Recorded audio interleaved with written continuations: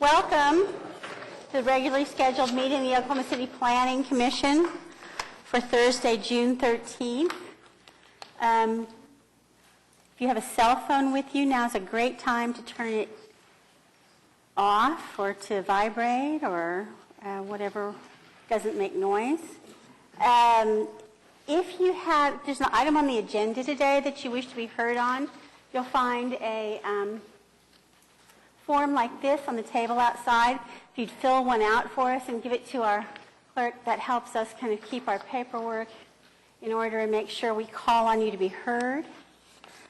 For those of you who don't come down here every other Tuesday, the way this works is we have a little bit of sort of housekeeping to take care of here on the front end, a few things to do.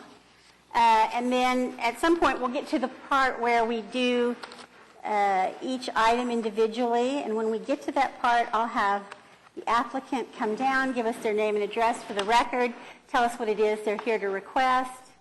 We may or may not have questions of them. If there's anybody else who wishes to be heard on that item, either for or against, we'll ask them to come forward and sort of do the same thing. Give us their name and address, tell us what they have to tell us. We may or may not have questions of them. Then there may or may not be some discussion amongst the commissioners, and we'll vote on each item in turn. The first item on the agenda is the receipt of the minutes from the May 23rd Oklahoma City Planning Commission meeting. Move approved. Second.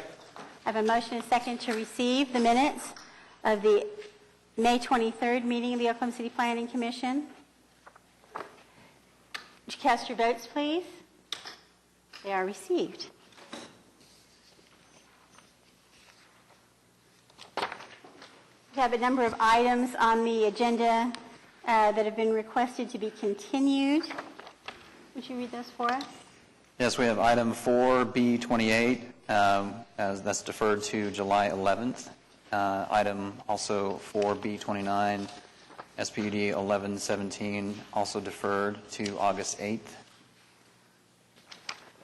Is there anybody here today that wished to be heard on either of those items? If not, I'll take a motion. Make a motion to approve the continuances as read. Second. I have a motion to continue items 28 and 29. Would you cast your votes, please? They are continued. We have a couple of items that we have received new requests for continuance on. Would you read those? We have 4B23, which has been requested to defer to July 11th, and also 4B26, deferred to August 8th. Is there anybody here today who thought they wanted to be heard on either of those items? If not, I'll take a motion. Motion to defer items as read. Second. I have a motion and a second to continue items 23 and 26. Would you cast your votes, please? They are continued.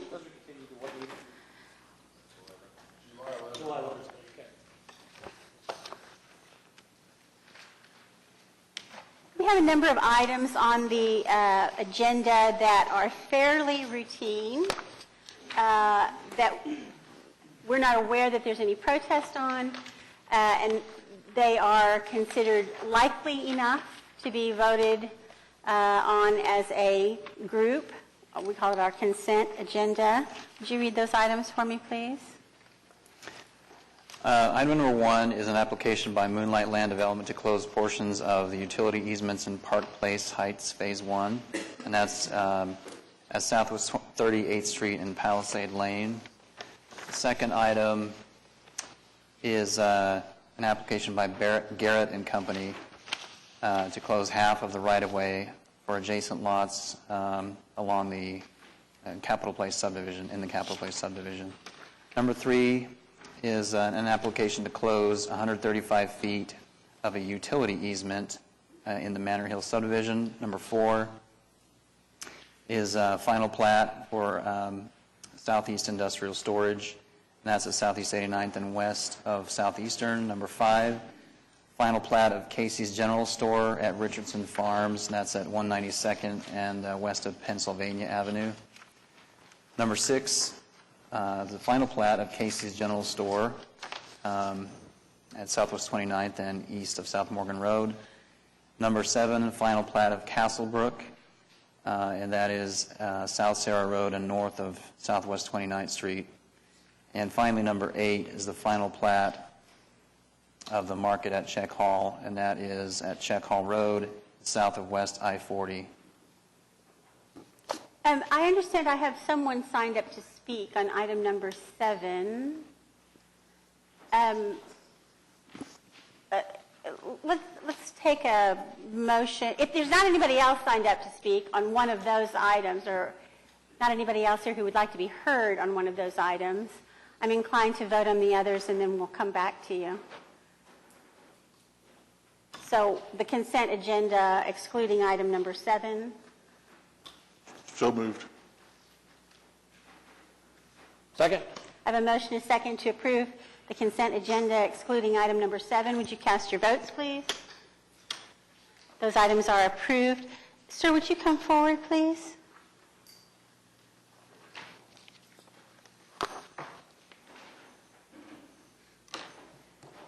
Hi, Hi. my name is Ethan Edwards. I reside at 2713 Kathleen's Crossing, which is the road adjacent to the new plat going in. My concern with this plan is that it does not reflect the new turnpike extension that is going in, which is immediately adjacent to those plats. However, it does not show on this map. Oh, okay. I don't know where they're going to have room for this, so. Let's just hear the item in order, then. If you give me a minute, I'll have the applicant come forward and present their case, and if they don't answer your questions in the process, we'll go forward from there. Okay, well, there was a second question that I had along with that, and I'm sorry. That's all right. This is on your agenda to vote on all at once. We've also had issues with, we're a gated community. We've also had issues with construction vehicles coming through the main entrances and not using a construction entrance, and has caused considerable damage to our roads, which is going to cost the HOA tens of thousands of dollars to repair. And we've put forth those complaints to the developer and Do you have haven't private heard. streets? Sorry? Do you have private streets? There are private streets that are being used, yes. Okay. Okay. So, would you read item number 7, please, for us? 7 is the final plat of Castlebrook Crossing, the 5th edition, being a part, well, skip that part, located east of South Sarah Road and north of Southwest 29th Street. Is the applicant present? Good afternoon. Kendall Dillon with Craft and Toll, representing the applicant. Obviously, the last of final plat for the Castlebrook edition, this will complete it. I think we got 2 TEs that we're in agreement with. In regards to a couple of questions, the turnpike, if you see the vacant land in what would be the southwest corner, that is the turnpike. Obviously, we're well outside of the right-of-way that is theirs, and they're set several hundred feet inside. So it's not shown on this map, but obviously it's accounted for. That's where it goes. Construction, vehicles, I'll have to check in to see exactly, but we are a little bit locked in given the construction by the turnpike and Sarah Road, but we will, I think, if you come in Kathleen's Crossing, take a left, that will be our construction entrance. So we'll still have to come in. I don't know that we've got any other option, but we'll certainly address that as best we can. But, like I say, our client still is involved in the HOA, and like I say, so it should be fine, but that's the way we're going to have to access the site. I'm not sure I understand your answer. Are you telling me that you are using their private roads? Well, But you're entitled to do that because Yes. you're still involved in the HOA? Exactly. As a developer? Yes. Okay. Okay. Now, it's just a continuation of the development that we've started from scratch, and this is the last phase. Okay. Sir, did that answer your questions? Yes, it does answer the questions. The However, map is on us, by the way. They don't provide that. The staff produces the map. right, and the reason I was concerned about that is because when they did the sound studies for the turnpike, that was not taken into account. As for the road itself and the construction vehicles passing over it, I would ask that the developer get more in touch with the HOA about the cost of those repairs, because they are quite significant. We have several potholes that have developed, and there is a construction entrance in the area of the map where it says CA-G. There was a construction entrance built and created and never used. Okay, thank you. Commissioners, do we have any questions of either the applicant or Mr. Edwards? If not, I'll take a motion. Well, just a comment. Between the highway construction, your development, Sarah Road in general, it's just a big, terrible, terrible mess down that road right now. Can the two of you maybe get together and talk after this meeting and see if you can do anything at all to alleviate this concern? Certainly, All right, sure. okay. I'll get with him in a second. We'll Okay. try to do the best we can. Like I say, it's still our development. We want the integrity of the streets to be maintained, so we have a vested interest in it as well. Well- So we're going to do what we can do, and I'll work with them. I myself avoid that section of Sarah Road Yeah, every chance I can. So if the two of you could just get together and talk afterwards, Sure. I would personally appreciate that. Certainly. Thank you. With that being said, I make a motion to approve this. Second. I have a motion and a second to approve item number 7. Would you cast your votes, please? Thank It you. is approved. Item number 9 is PUD 1486A. It's an application by Frank Shortbruza Associates, and it's located at 2600 General Pershing Boulevard. Is the applicant present?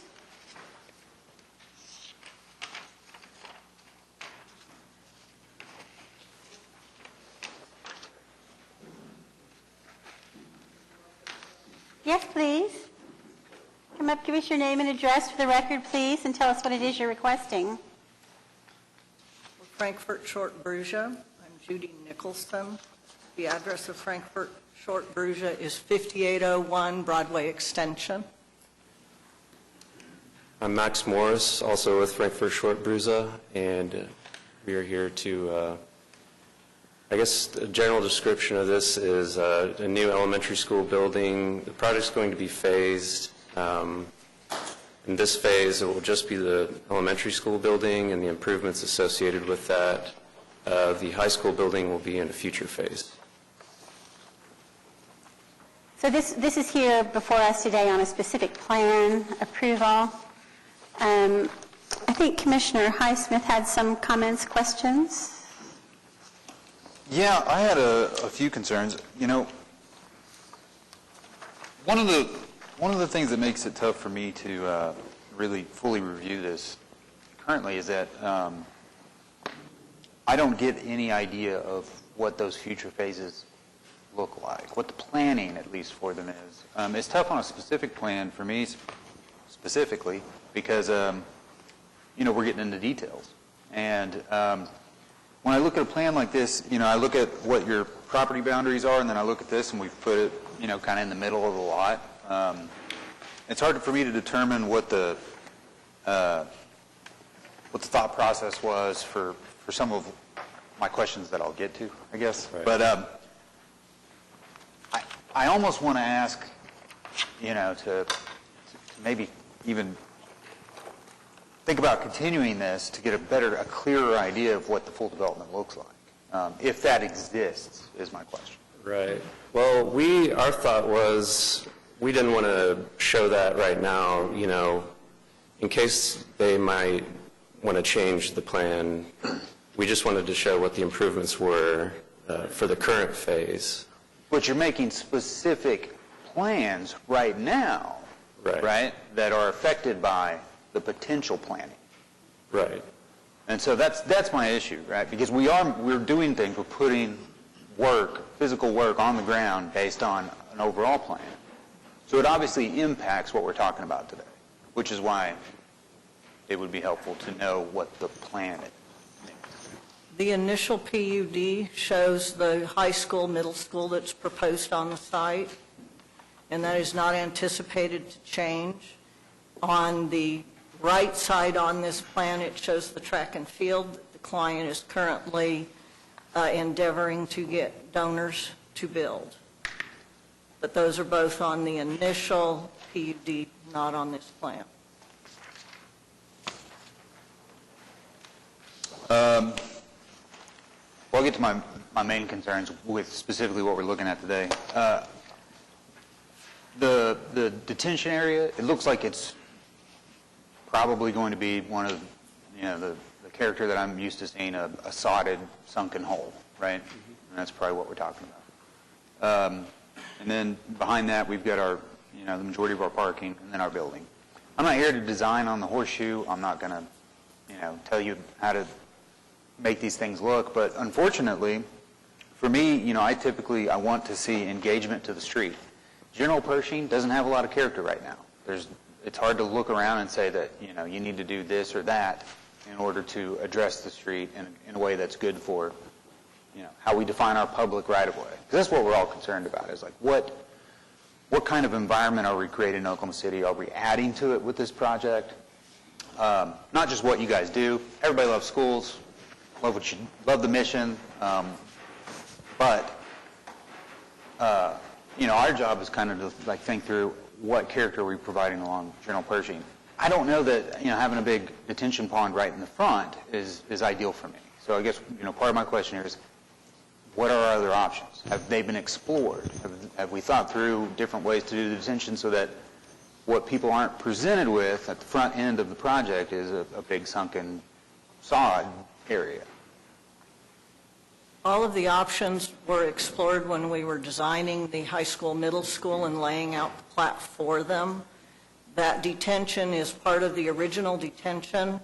We reduced it for the elementary school itself, and it was part of the initial PUD that was accepted, so we did not change it because they do intend to build the rest of the site. Mm-hmm.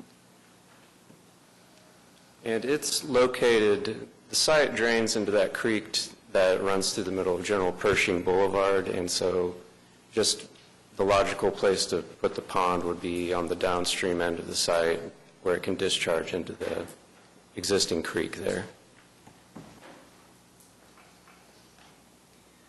And how will that happen? Will it be piped underground, under the street, or? Yes, the plan is to have the detention pond outlet structure to be a pipe that will discharge into an existing storm sewer structure that's already in place along General Pershing, and that pipe discharges into the creek running through General Pershing. So how deep do you anticipate this grassy area will be sunk? 3.5 feet at the deepest.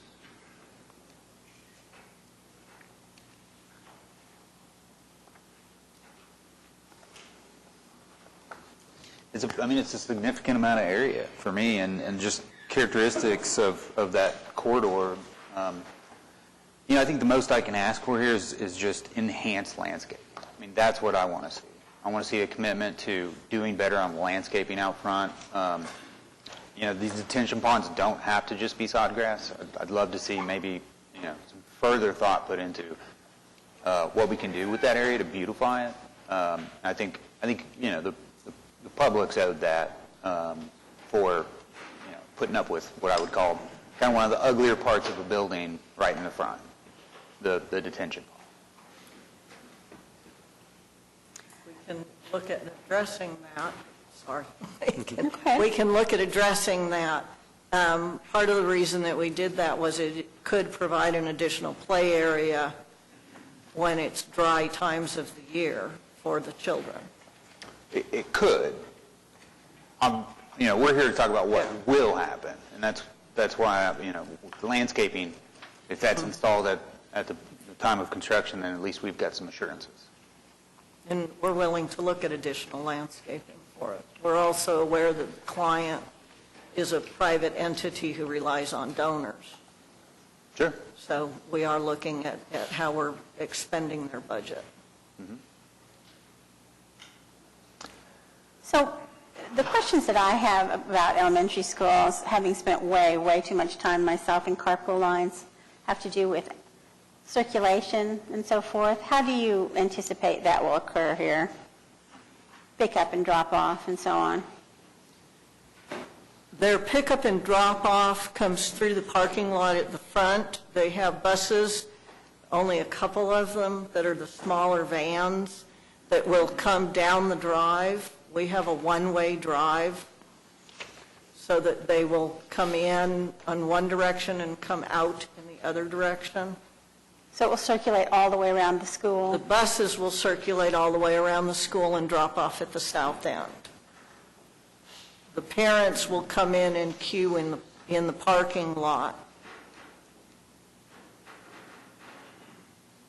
And you have a sense of how many cars can queue in there? She did not anticipate more than 20 or 30 cars. These are primarily low-income students. And so they're doing a mix of buses to pick up the students and some parents dropping off multiple students.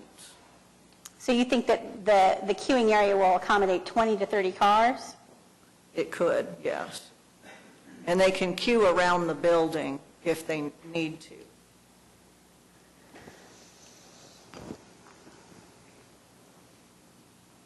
Okay. Commissioners, anybody else have any questions? Is there anybody else here who wants to be heard on this item today? If not, I'll take a motion. I'm gonna harp on the landscaping thing sorry. one more time, just real quick, because I'm looking at these plans and, I get that it's about budget. All projects are about budget. But, I see a significant amount of landscaping elsewhere on the project. I think maybe it's just a smart use of where we spend that money. I do think, the public's always owed some respect on any development project, and I think in this case, that's what I would like to see. I think generally this plan ignores the public right away there. Again, I understand General Pershing doesn't have a lot of character right now, but we're always planning for the future. So I'd still love that commitment today to doing better along the frontage. Some kind of landscaping step up. Is that a yes? We will look at that. We did put in some of the new trees along the roadway. Those are not all existing trees, but we can move more to that.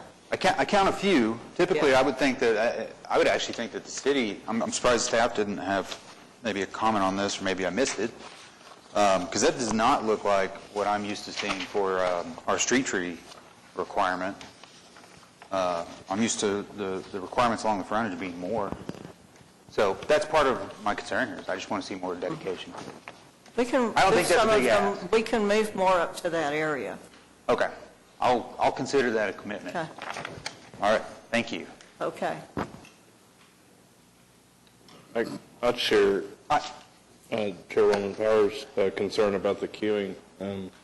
I can't see how this would be efficient, but, it's kind of small too. Maybe if it was blown up, it'd make more sense to me. But having small kids and doing that daily myself, it is definitely something that needs to be addressed before it all gets built. And the one entry, is there just one entry and exit? Is that? There's one main entrance. Until the south other- end has the cafeteria where students can also come in and be dropped off. But vehicular access, there's only one entrance. Right, yeah, that's what I Yeah, mean. but the main entrance is for the parents to come and drop off students or to come and visit. And they will direct traffic if it gets to be heavier traffic than they anticipate. They currently are operating out of Shepherd Mall and are managing to maintain their traffic for that. Well, yeah, they've got plenty of pavement there. Yeah. Yeah. Multiple entrances and exits too. I'd like to make a motion if we're ready. I believe we are. I make a motion to approve the item, subject to, I guess how I'll define it would be further discussion with staff on how best to commit to further landscaping along between now and council. Is that? Oh, yeah. specific plan. This is us. yeah. We're it. I'm going to say consistent street trees across the entire frontage. How about that? Okay. Okay. With agreement with the developer on that, I make a motion to approve. Do I have a second?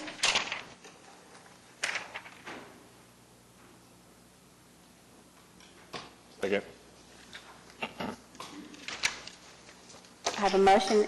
Did I get a second? Was that a second? I have a motion and a second to approve item number 9, subject to increased landscaping along the street frontage. Would you cast your votes, please? It is approved. Thank you. Item number 10 is a preliminary plat for Chisholm Creek Village Phase 2, located south of Northwest 115th and east of North Blackwelder Avenue. Good afternoon, Tim Johnson. I'm with Johnson and Associates here on behalf of the applicant.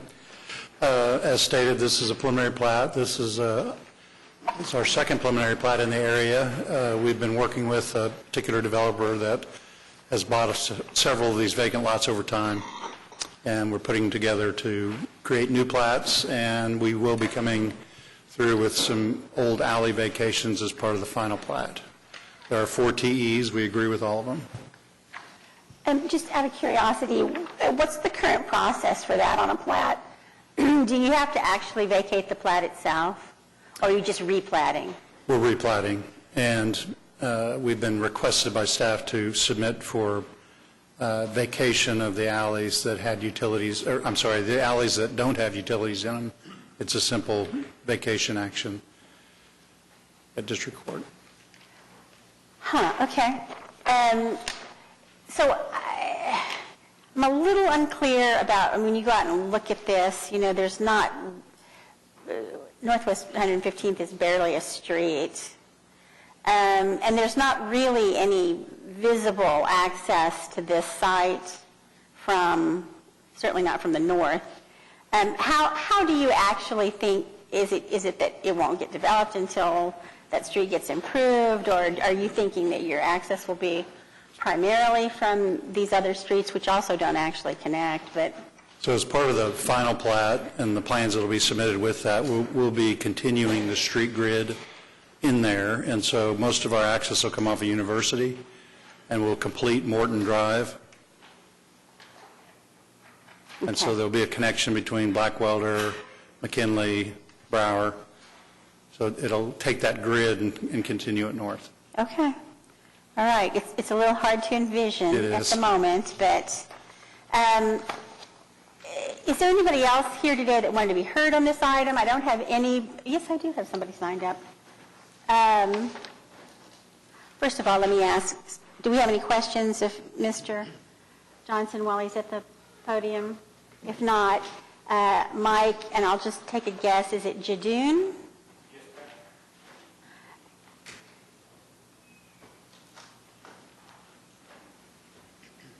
Give us your name and address for the record. Mike Jadoon. All right, I got close. And I own the property west of the development. And thanks for, giving me an opportunity to speak on short notice. I don't know all the details. I think part of the reason I'm here just to kind of gather some information like you guys were asking questions. So I don't have any, objection to the development, but at the same time, since I own the property west of the development, it is unclear to me, what exactly they want to do, so this is, 20-acre development. Right now, there's nothing but vegetation on it, trees and all that stuff. So, and even as it is, drainage is a major issue. At my property, the property that I own it looks like 2 culverts, one on the south end of the property, which is at Morton Avenue, and then one closer to Northwest 115. And they're both in really, really bad shape. I took some pictures. I can submit that to staff so you guys could review that. So what I would like to know, these are a few of my questions, as far as the street development goes, do they have any plans to develop all those streets? For instance, Blackwelder, McKinley, and Briar, because they kind of seem to continue north and south. So do they want to do that? So it's unclear from the plat. You are in the right place, and if you will get with this gentleman right here, Mr. Tim Johnson, he will answer all those questions for you. I would like to speak these for the record, if it's okay, so at least... Yes. Okay. And the other, question I have is, what is their, what would they like to do for the drainage? Are they going to just turn all that water loose over on the west side, and then I'm just sitting there dealing with it? Or is it actually be attached to some culvert?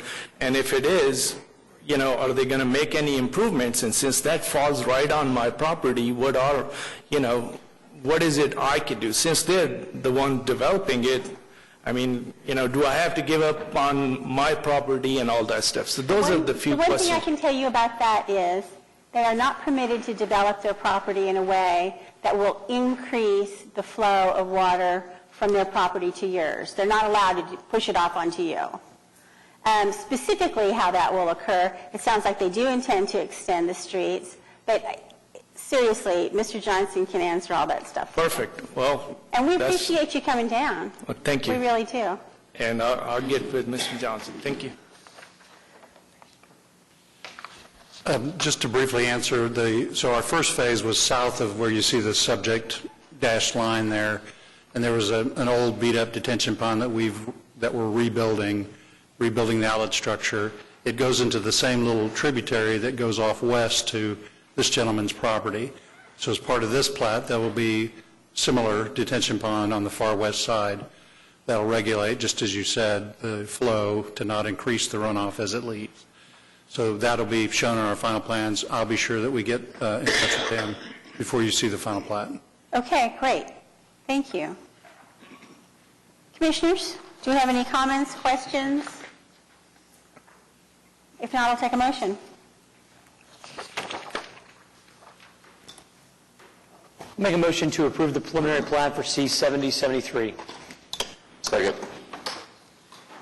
I have a motion and a second to approve item number 10. Would you cast your votes, please? It is approved. Thank you. Item 11 is a preliminary plat of Tuscany Lakes, located west of North County Line Road and north of Northwest 122nd Street. Is the applicant present? I see you are. Good afternoon, Brad Reed with Crafton Toll, 300 Point Parkway Boulevard, here on behalf of the applicant. We have a preliminary plat here for some land. It's at 122nd County Line. There are a couple comments on the staff TEs. Step 3 is provide a street stub to the north. We will provide a street stub on this half here. We'll provide a street stub going north. So we don't need the variance request there. The other issue is there was a bit of a fire issue that kind of came up whenever we were looking the other day, and so we were going to make a connection from this cul-de-sac here to this cul-de-sac here. It gets rid of that pinch point right there. So I'm sorry, can you show that one more time? Yeah, try that again. so this point right here to point right here, we've got a pinch point right here, this one space. So we're going to just connect this through. Oh, Provide access to this. okay. That side's kind of separated out by a pretty big floodplain through there. So other than that, we agree with the other comments are kind of boilerplate. And if you have any other questions, I'd be happy to answer them. So do we need any variances? No. After all? Okay, great. That's good. Do we have any questions of our applicant? Is there any? Say it one more time. You're agreeing with all TEs? Yes. Except we're removing the variances because they're not. Yes, we'll provide a street stub to the north and It we'll was- provide connection. It was an agreement to the TE or a variance, and he's in agreement with the TEs. Do I have anybody else present here today that wants to be heard? Yes, I do. I'm sorry. Harold J. McConnell. Mr. McConnell, I have someone signed up to speak on item number 11. It's the gentleman back in the back. I've spoken with him. If he wants to come and talk, but I think it's some logistics issues that we've kind of spoken through. He's the neighbor to the north there.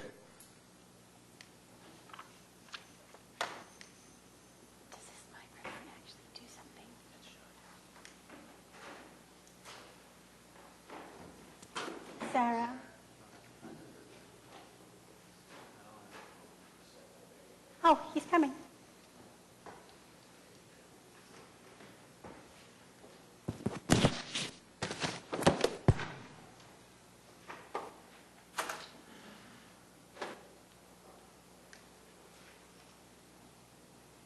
Mr. McConnell, I'm sorry we're not quite as accessible as we probably ought to be. Thank you for making the effort.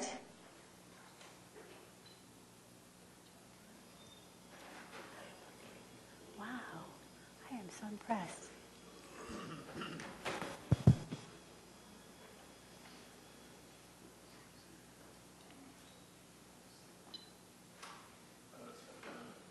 I have the property right to the north, 13 acres, I think, that's on that chart. I don't know if this is the proper time or the proper place to address this issue, but they have a drainage problem that I've been putting up with for the last over 10 years, so I've been complaining about it slightly, but being a nice fellow, well, I've let them get by with it. But that's something that we need to address with the people that own this thing now, that they're going to have to really do something about that drainage over onto my property. So I'd really appreciate it if you could pass that on out. And this may not be the place to address this, but I thought I would mention it. I appreciate that. Sarah, would you provide Mr. McConnell with the contact information for the folks in Public Works that he should talk to about the existing drainage problem?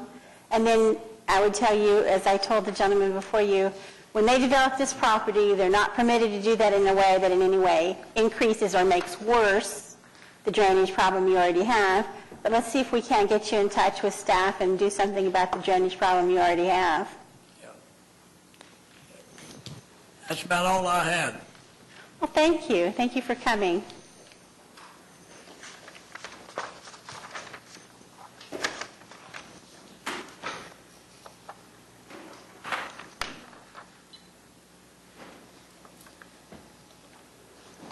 Commissioners? If there's no further discussion or questions, I'll make a motion. Seeing none, I'll make a motion to recommend, to approve preliminary plat C-7076 for item number 11. Second. I have a motion and a second to approve item number 11. Would you cast your votes, please? It is approved. Item number 12 is the final plat of Redstone Ranch, Phase 5, located north of West Britain Road and west of North Mustang Road. Good afternoon, Brad Reed, Crafton Toll. So it's final plat, Phase 5 of Redstone Ranch. You can see it up there. I think the only issue here that we have is item number 2, connection to Redstone Ranch Phase 4, which is the piece north of the section we're looking at right here on Phase 5. And then the Coeur d'Alene development is also going in right now. That provides us with our second point of access. If that doesn't go through, we're in agreement to provide this is from Phase 3, we'll provide an emergency access down to Britain to meet the fire code that we need to. But you anticipate that the... Coeur d'Alene is being constructed right now, so they're putting in utilities. So we have every faith that it will be done before we get to this point. So you are in agreement with TE? We are, yes. Okay. I don't have anybody signed up. Is there anybody here today that wanted to be heard on this item? Commissioners, do you have any questions of Mr. Reed? If not, I'll take a motion.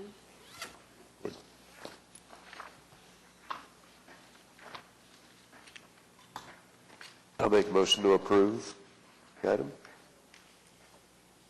Second. I have a motion and a second to approve item number 12. Would you cast your votes, please? It is approved. Thank you. Item number 13 is the final plat of Semper Anticus, which is a replat of portions of the State Capitol Edition. It's located at south of Northeast 23rd Street and east of North I-235, and this has some variances to the subdivision regulations with it. Is our applicant present? I have to say that even after looking through this, and despite the fact that I sit on the Capital Medical Zoning and Planning Commission, I don't understand what it is we're doing here today, so enlighten me. Okay, I'm Carrie Carmen with the State of Oklahoma. This is the replat of the property at the 23rd Street Armory, and what has happened there is the buildings were built with no regard to where the streets. So we're doing a replat with respect to where the buildings actually are and trying to divide it up into parcels that are meaningful to the state. Since the buildings are in the actual right-of-way, even the 23rd Street Armory itself is in the right-of-way of 2 streets. We're in the process of vacating those streets, and a petition has been filed with district court for that. We want to maintain private drives through the property, so that's the purpose of the Thunderbird Drive and the Progressive Avenue. Those will still be maintained by the state as they currently are at this time. So, and what are your questions on that? But are you intending to sell these properties? Some of the parcels will be sold, some will be retained with the state, and that's part of the reason for the division is where the properties are being sold and where they're being, which properties we're keeping. Okay. Yeah, isn't the armory being redeveloped? Yes. It's gonna be good. And that's the catalyst for all of this, why it's become an issue, because as long as the whole property was owned by the state, it wasn't a problem. But the developer really can't purchase the property with it sitting in the middle of a street. And so we also at that time wanted to just establish new lots that were made sense as the property is. Obviously that developer is in agreement with everything. Yes, 100%. So even though, and I guess my question on this is to staff, I'm not sure if it's to you, Daniel, or to you. So even though we don't have zoning control over this property, we have platting control over this property. Is that it? That's correct. Okay. Okay. That makes no sense to me whatsoever, but all right.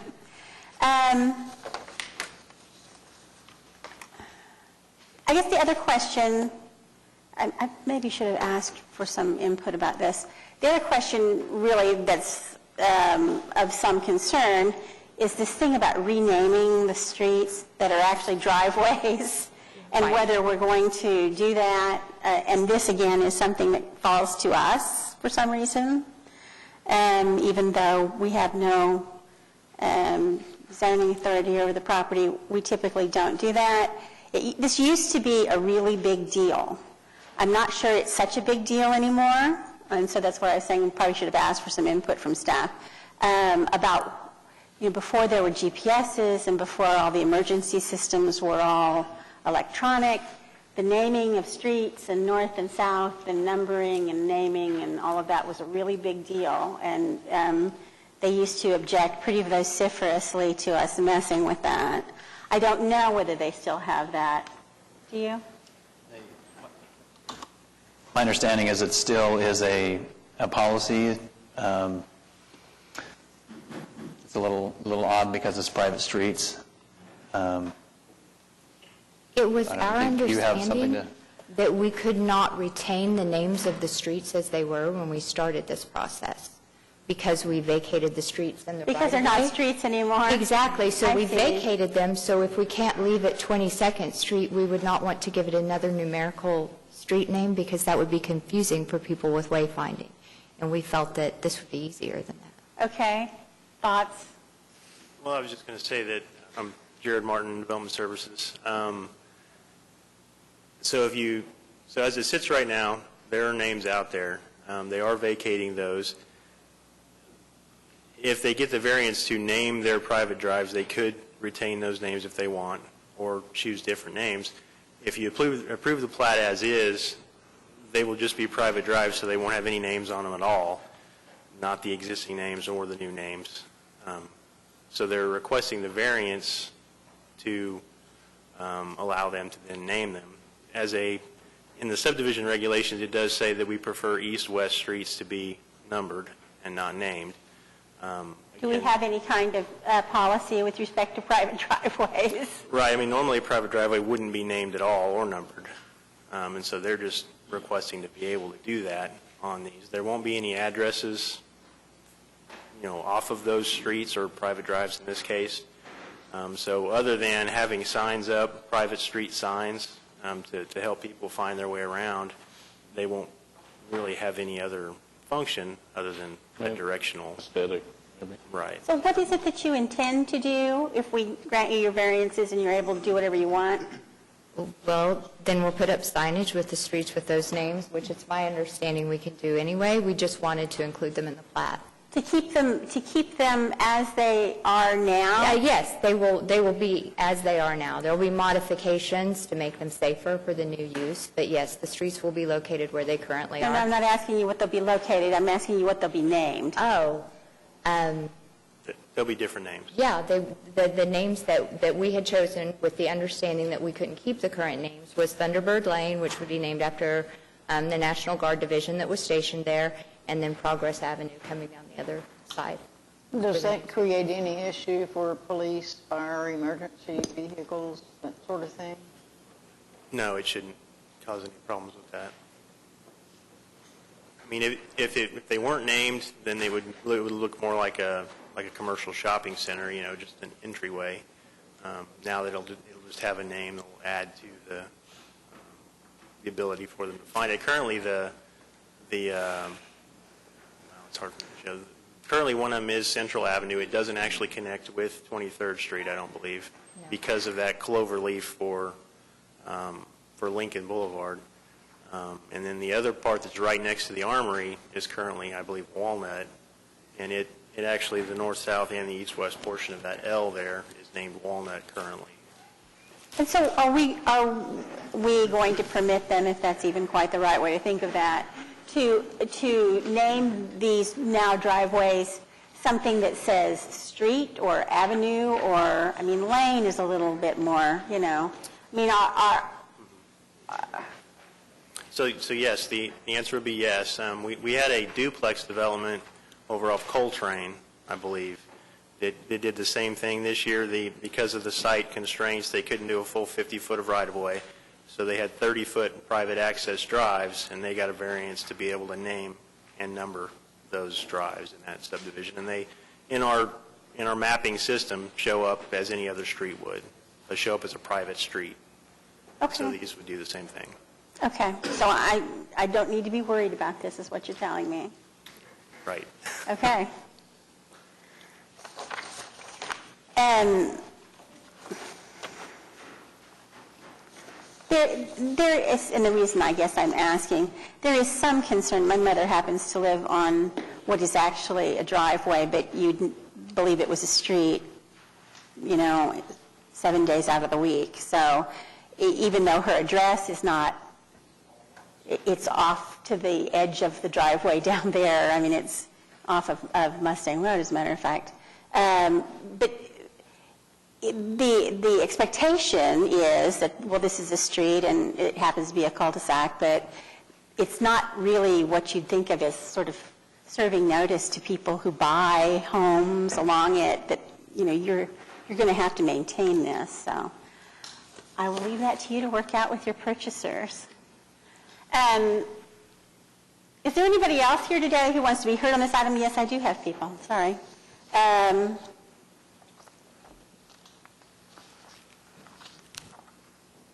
Carrie Carmen? Yes. Yeah, so that's you. Is there anybody else here today who wants to be heard on this item? Commissioners? Commissioner Pennington, did you have anything you wanted to contribute? Okay. So we need to vote on these variances individually, 1, 2, and 3. You're so good at this, don't you? And then on the item itself. So 4 votes on this one. I don't care who. Okay. I'll make a motion to approve the variance to Section 5.4.2E5 of the subdivision regulations relating to the naming of private access drives. Second. I have a motion and a second to grant a variance to Section 5.4.2.E.5 of the subdivision regulations. Would you cast your votes, please? Make a motion to approve the variance to Section 5.1.8 Point A of the subdivision regulations relating to the naming of east and west streets. Second. I have a motion and a second to approve a variance to section 5.1.8.A of the subdivision regulations. Would you cast your votes, please? It is approved. Make a motion to approve the variance to section 5.3.1.D.8 of the subdivision regulations relating to the naming of east-west streets. Second. I have a motion and a second to approve a variance to section 5.3.1.D.8 of the subdivision regulations. Would you cast your votes, please? It is approved. Make a motion to approve the application. Second. I have a motion and a second to approve item number 13. Would you cast your votes, please? It is approved. Item number 14 is an application by Wesley Duffel to rezone 1205 South Mustang Road from R3 to O2. Hello, I'm Wesley Duffel. Good. And what is it that you're here to ask us for today? Give us your name and address, Okay, please. yeah, my address is 801 East Victoria Terrace, Mustang, Oklahoma, 73064. We're trying to rezone, I think it's R3M on the subject here to O2 zoning to put a dental practice there and possibly another building behind it for lease space, but for our initial thing will be a dental practice.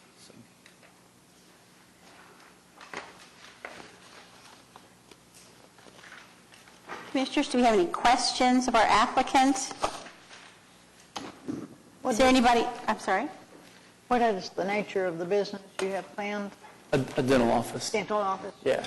You expect us to believe you're a dentist? I have a few patients waiting on me, actually. So, no, I'm just kidding. No, yes, I am a dentist. I know, thank you. Y'all better have brushed your teeth today. Is there anybody else here today who wants to be heard on this item? I don't have anyone signed up to speak. Commissioners? I make a motion to approve this application. Second. I have a motion, a second to approve item number 14. Would you cast your votes, please? It is approved. Thank you. Item 15 is an application by North Burning Oaks LLC to rezone 3600 Sandman Road from AA to SPUD 1122. Madam Chairman, I have to recuse myself for this item. My name is Joe Crosswhite. My office is 1384 South Douglas in Midwest City, Oklahoma. I've not seen the staff report, but if it's favorable, I'll shut up and sit down. This is basically 5 acres, which adjoins my home, and the purpose of the division is the north roughly 2.6 acres has a home on it, and I'm selling it, and I'm keeping the acreage closest to my home just as a buffer, and I've done it as a spud so that I have an easement down the west side of the property to access it from the north side, because there's really no easy access from my other acreage. There's a question of whether or not there is connectivity water to water. Do you have connectivity to water for both sites? It says potential, need to determine. As to the south acreage, there is not water, but it joins my property, and there's water right there. I don't intend to use that property for anything except to mow, honestly. just kind of as a buffer. We also own a 10.6 acre tract to the east, southeast of there, that adjoins part of this south acreage, and then my home is on a 3.3 acre tract inside Burning Oaks that adjoins it as well on the south side. Commissioners, I don't have anybody else signed up to speak. Is there anybody else here today who wants to be heard on this item? If not, I'll take a motion. With the lot split, what does it make the other How big is the other lot? The north acreage, I'd have to look at the survey, but it's just right at 2.6, and the south acreage is 2.4. Oh, It's almost even. Okay.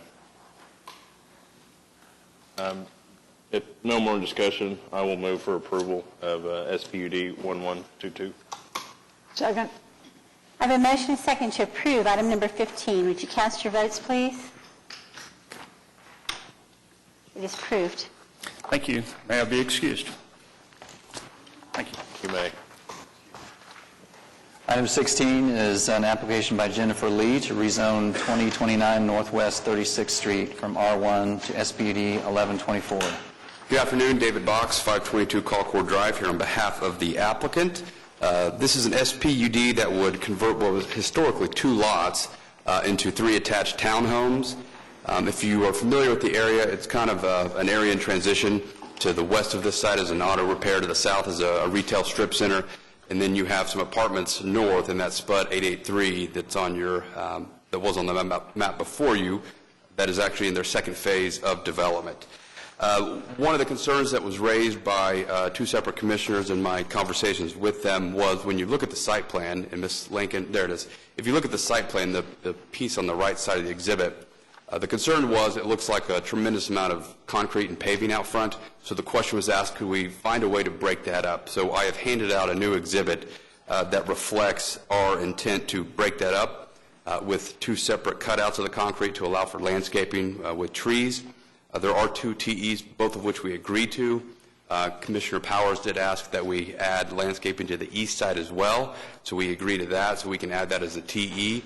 So we will have, within the 5-foot building setback, landscaping on both the east and west.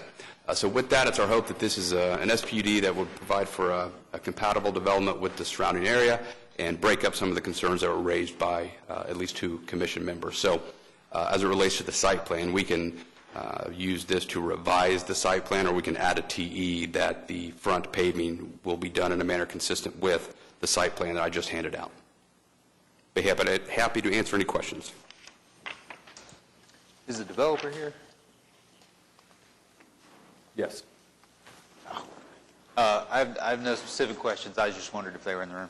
I think the addressing the large amount of paving, it's a step in the right direction. What I would say, and I'm not going to redesign from the horseshoe, but I think we've got to get past this as a city of where we just seem to have the garages as close as possible to the street and all of the paving for it. It just doesn't make for good neighborhoods. I think it's good investment. I think, you know, I'm all for density always, but, you know, what are we doing with our public space? What are we doing to our streets when it's like all basically going to be parking lots across neighborhoods? I mean, if you imagine a whole street of this, I don't think it's a good place to be. So, you know, I'm kind of lecturing, I guess, maybe here. Sure, that's fine. I hope we can do better. I hope we find good ways to maybe like rethink this in our regulations down the road. Yeah, so I will note on the site plan, I mean, there was thought and effort put into making sure that that front is broken up with landscaping so that it wasn't just street, a bunch of paving. So there will be significant landscaping on that 36th Street.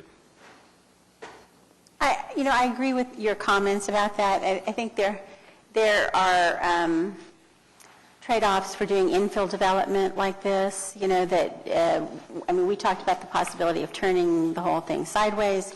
The site's just too tight for that. I'm not sure you gain anything by putting a long driveway down one side and around the back and so on.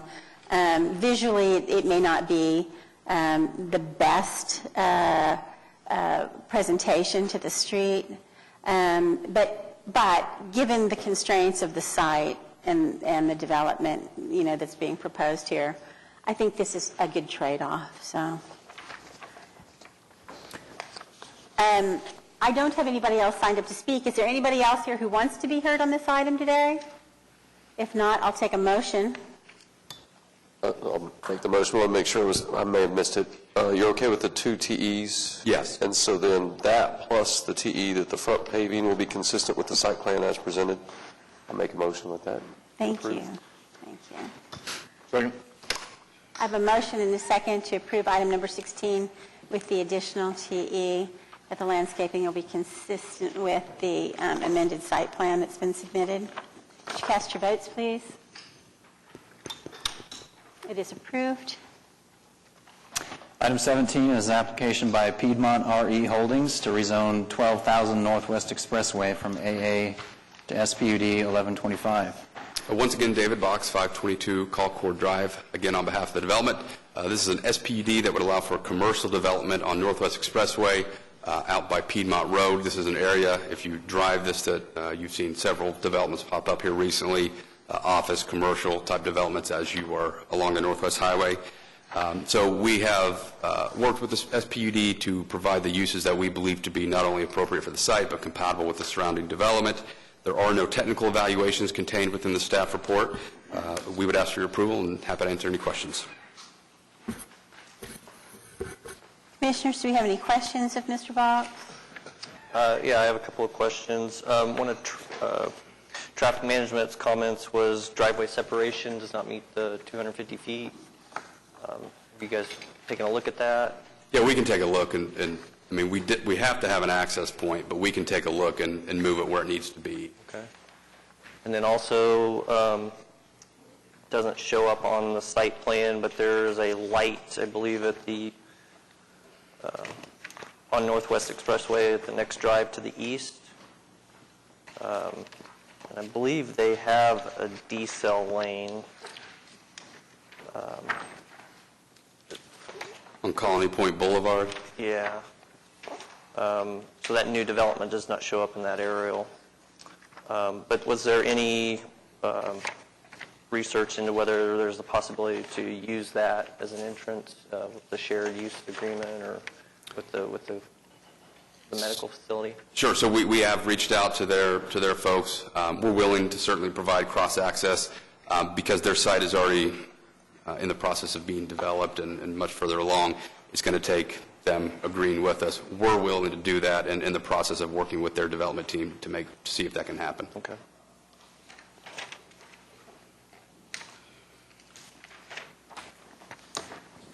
Is there anybody else here today who wishes to be heard on this item? If not, I'll take a motion. Motion to approve. Second. I have a motion and a second to approve item number 17. Would you cast your votes, please? It is approved. Item 18 is an application by HPI North to operate a high-impact institutional hospital in the O2 district. And it's located at 9800 Broadway Extension. Once again, David Box. Today here with me is Alan Clark. This is a special permit application to operate a hospital.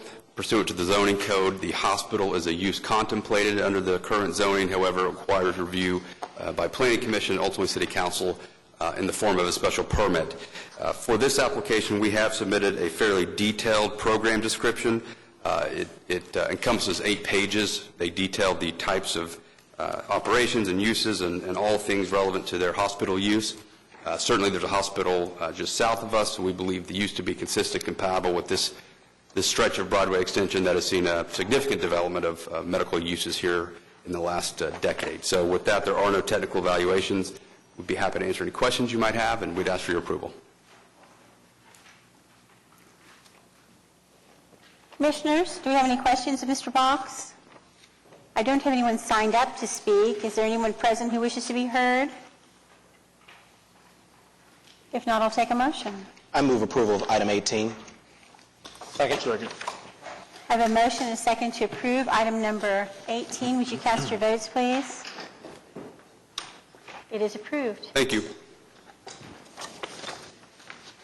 Item 19 is an application by Sirius Hotels for a special permit for drinking establishments. It's located at 18 Northwest 6th Street. Is the applicant present? Would you come forward and give us your name and address for the record, please?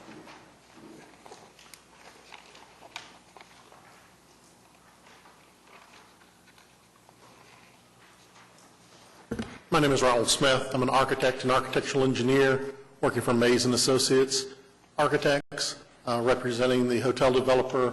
We're excited to bring a dynamic Marriott project to this neighborhood, and we've been going through some processes of getting some approvals, and we're here tonight to talk about allowing our lobby bar to serve alcohol.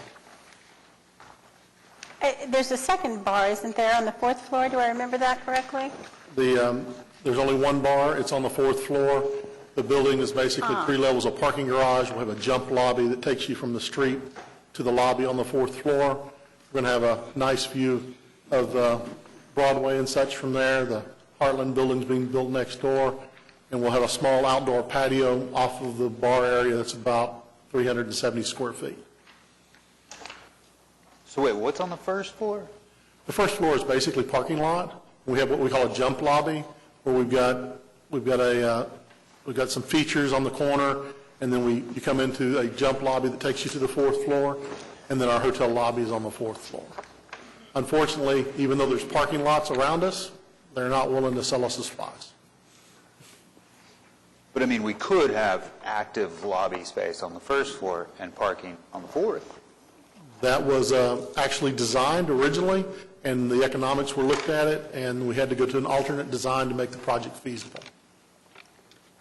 Has this been through Downtown Design Review? We're going to Downtown Review Board next week. I mean, we're putting significant amount of investment in a lot of these areas. There's massive development going on across the street. I think they're getting it right. They've managed to do that. This is downtown, this is a core area. We need active streets. That's tough for me. And we do have, again, the lot is very small. It's part of We're not even developing downtown, right? Right. And we've gotten an improvement from the city traffic department to let us have a drop-off zone in front of our hotel. We're going to have a hotel canopy will overhang the street so that we can have this active presence on the street in this very small square footage. We've got street trees. We've got a feature wall at the corner as you drop people off. You come into this jump lobby, you go to the 4th floor, and we're hoping to have our lobbies on the 4th floor. We're hoping to have a small hotel lobby for our guests in one corner, and we have this patio that will be used for the bar area as well as for our breakfast seating. It's a Town Place by Marriott, very strong brand. The Marriott has granted the franchisees. They've been working on this for over a year. Explain to me what a jump lobby is.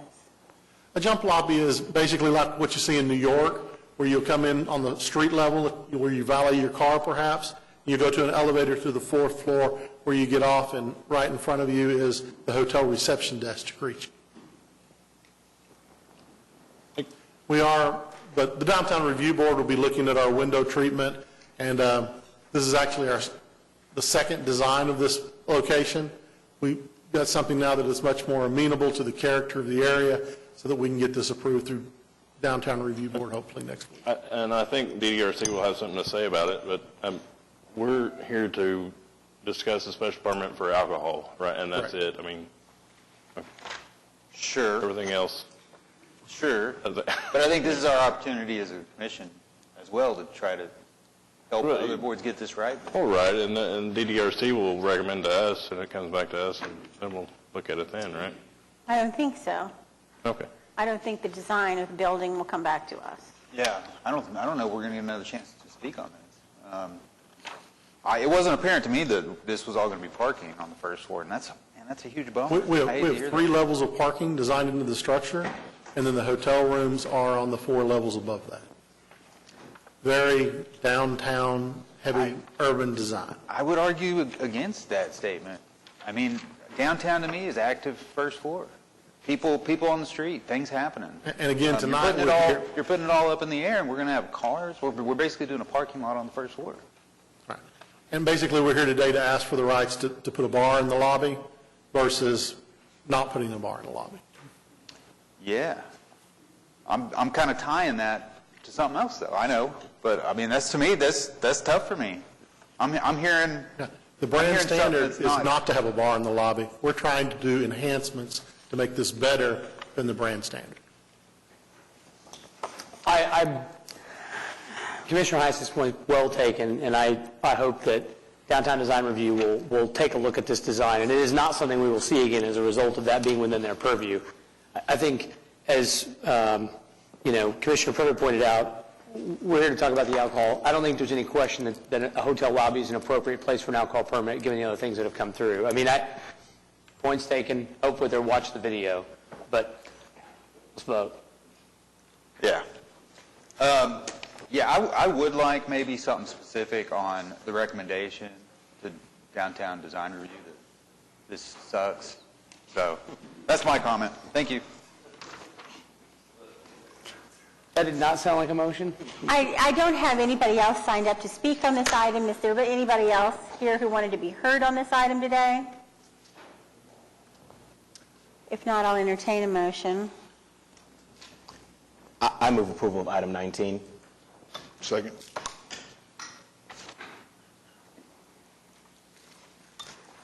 I have a motion and a second to approve item number 19. Again, what we're voting on is a special permit to permit a drinking establishment in the lobby of this structure. Would you cast your votes, please?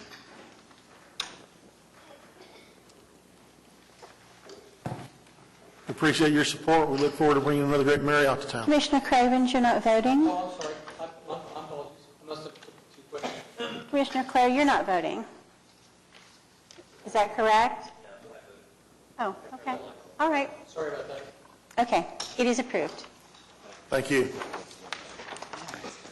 Item 20 is an application by Jamie Zumwalt. That's suburban. For a special permit to operate an emergency shelter and feeding site use in PUD 1340, located at 5901 South Missouri Avenue. I want to at least give them a hard time. Hello. Hello. Would you give us your Hi. name and address for the record, please? I'm Jamie Zumwalt. My address is 1724 Northwest 33rd Street in Oklahoma City. And we are applying for a special permit for emergency shelter and feeding site. I'm just going to read some of this statement I prepared for you today. First, thank you for your time and consideration of our application. Joe's Addiction began in 2007 as a coffee shop at 1806 Southeast 59th Street and grew into what is now a community of people who have found that doing life together makes it easier, both in the struggle to survive and the struggle to be good. We are moving across the street and a bit to the west.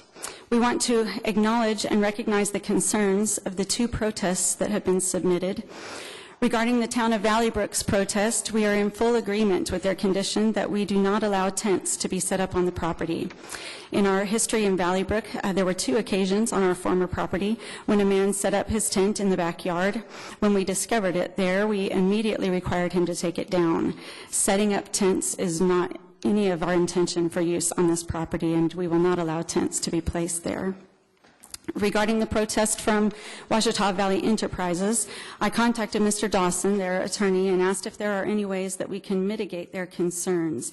It seems that their primary concern is for security of their property.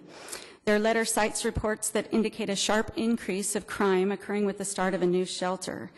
Interestingly, what is left out of the first quote in their letter is the very next line of the same study, which says that commercial property crime decreased in the areas around new shelters by 35%. I have more of those kind of statistical information for you if you'd like to see those things. However, their protest letter seems to indicate an incorrect understanding that we will be starting a new shelter. I think this is due to the title of the permit, Emergency Shelter and Feeding. We are neither new nor are we a shelter. Joe's Addiction has been serving the people of Valley Brook and the surrounding area of Oklahoma City for 12 years.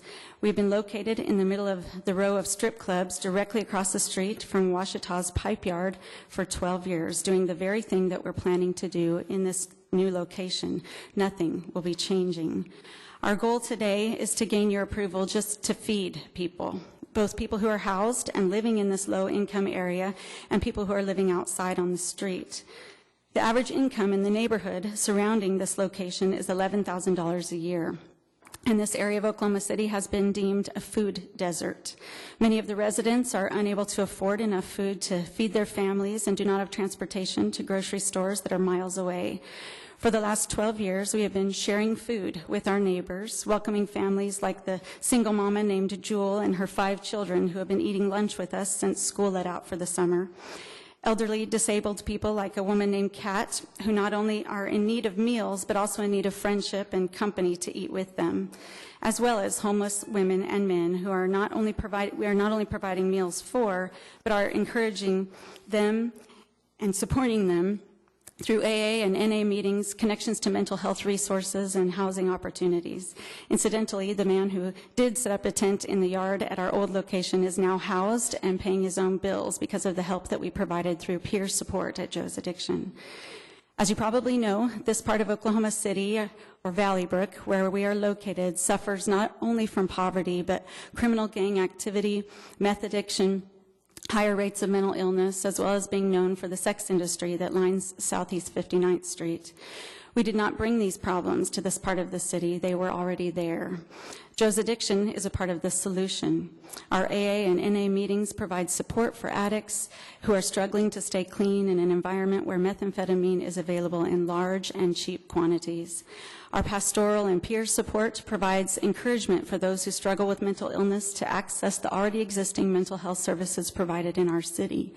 Our teachings on peacemaking bring a curb to the violence that is the norm for the gang members in this area, and our meals alleviate an already overstretched budget for people living in poverty, as well as pulling together a community, creating healthy friendships, and building hope and solidarity among a population that, frankly, is struggling in so much despair. The property at 5901 South Missouri has a history of homeless people sleeping there. Our presence will actually make the location safer. There is a creek on the west and north sides of the property, separating it from Ouachita Valley Enterprises. There's an existing 6-foot fence that covers the length of the east side of the property, protecting Ouachita's pipe yard. I have photos of the fence if you'd like to see that. The only access to Joe's Addiction will be from the Southeast 59th Street. We are agreeable to the TEs proposed by the City Planning Commission, including that we preserve the existing mature trees around the creek on the north and west sides of the property, providing a buffer between our property and the offices of Ouachita Valley, and that we create a sidewalk along Southeast 59th Street that will make pedestrians safer. So we, the community that is Joe's Addiction, respectfully request that you grant us a permit to feed the people of our community. Thanks. Do we have any questions for our applicant? Is there anybody signed up to speak? Yes, I do have people signed up to speak. I'd like to hear them. I'll start with Raymond Vincent. I'm Raymond Vincent. My office is at 430 Northwest 11th here in Oklahoma City. I represent the town of Valley Brook. This area, there's a building towards the back, and at least I'm guessing half or more is open space. And we would ask if the special permit is granted that a condition of that permit be that they not be allowed to set up tents as temporary shelter. They have done that in the past in their location in Valley Brook. I believe it's been more than just once that they've done it. But anyway, that's our request. A condition of the special permit, no tents for temporary shelter. Do we have any questions of Mr. Vincent? Thank you. Emily Wallace.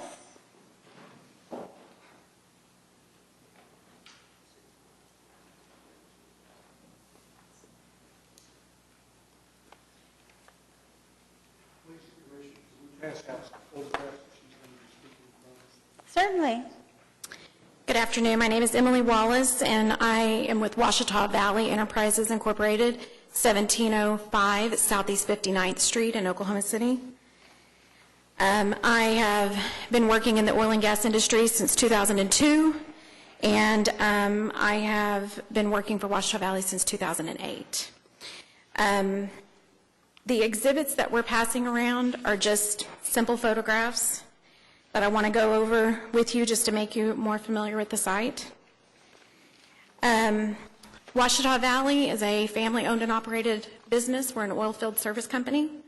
We inspect drill pipe casing, and we warehouse that. There on the premises is our main offices as well. You can see on that photograph there, we are nearly 100 acres. We have gone through multiple expansions over the time that we have been there, purchasing homes, demolishing them, expanding the yard, and this has gone on for quite some time. The day that we received the letter of notice of hearing was the day we closed on the property directly behind this proposed site. We've just purchased that, and we have plans of demolishing that one as well and expanding the yard further. So that puts our boundaries even closer to the subject site. And that's on Exhibit A. On Exhibit B, you'll see a photo of the front of our offices, very aesthetic to the city. We have landscaping, 2 twin buildings, there are offices. You'll see if you look closely, there are parking lights on the backs of vehicles in the distance there. If you go to Exhibit C, you'll see why. This is a safety-sensitive area from that point forward. Our employees go through a 3-day orientation for safety. Our foreign drivers that are showing up in the yard to deliver or to load, they have to check in with our offices. Everyone has to be with protective personal equipment, PPE. It's a hard hat safety area. Steel-toed boots, gloves, FR coveralls. This is a real concern for us if there is anyone that is wandering into this safety-sensitive area. We don't even allow our own employees to be walking through the yard. If you'll look in Exhibit D, these are work sheds that we have for our inspection services. They're open. They don't have any doors. This is where we have EMI testing, hydrostatic testing, threading, bucking. Again, very heavy equipment. Forklifts are the ones that are operating in the yard and pulling up to these yellow boundaries. We don't allow people in that area. You'll see a gentleman in a red hard hat. He's a safety supervisor standing there watching. You've got 3-phase electric throughout the yard. Exhibit E is another work shed. Again, we have multiple ones throughout the yard, and it's just a real safety concern. If you go to Exhibit F, you'll see on the far left side of that, there is a gentleman, and at the edge of that, there's a pickup. All of our pickup trucks that we have driving through the yard, we allow our employees that are already trained and in their safety equipment in and out of the vehicles in a swift motion and get back in the vehicle because you have large equipment, wheel loaders, constantly moving pipe around. It's a very dangerous area. This looks like a lot going on to anyone that doesn't understand, but these are actually work racks where we're working different parts of the pipe there. And then Exhibit G is, for instance, just very simple inventory and storage of something that doesn't look like it's of much value to the naked eye, but this would be, each of those silver subs are $1,000 used. Those are easy to pick up. You can walk off with them. If you know what you've got, you're able to, trade them off or sell them. Exhibit H, we have dozens of these scrap bins throughout the property. This specific scrap bin and the one that is just to the south are very close to the area that we just purchased that butts up to the subject property. In those scrap bins, there's copper dope that's on, thread protectors, lots of different scrap metal, not only dangerous to be digging through, but some items of interest if someone knew what they were digging through. The whole point to this is that, we are a heavy industry zoned piece of property. We just purchased the property that is in between prior to knowing any of this because it was heavy industrial zoned and a residence that we will be demolishing to expand our yard. We continue to expand in this area for that very reason because of zoning. And it's a really great concern of ours. Assume your entire property's fenced? Yes. Okay. And I have just a couple questions. The first one is, so the shelter that they're hoping to move is currently located across the street, is that? Currently.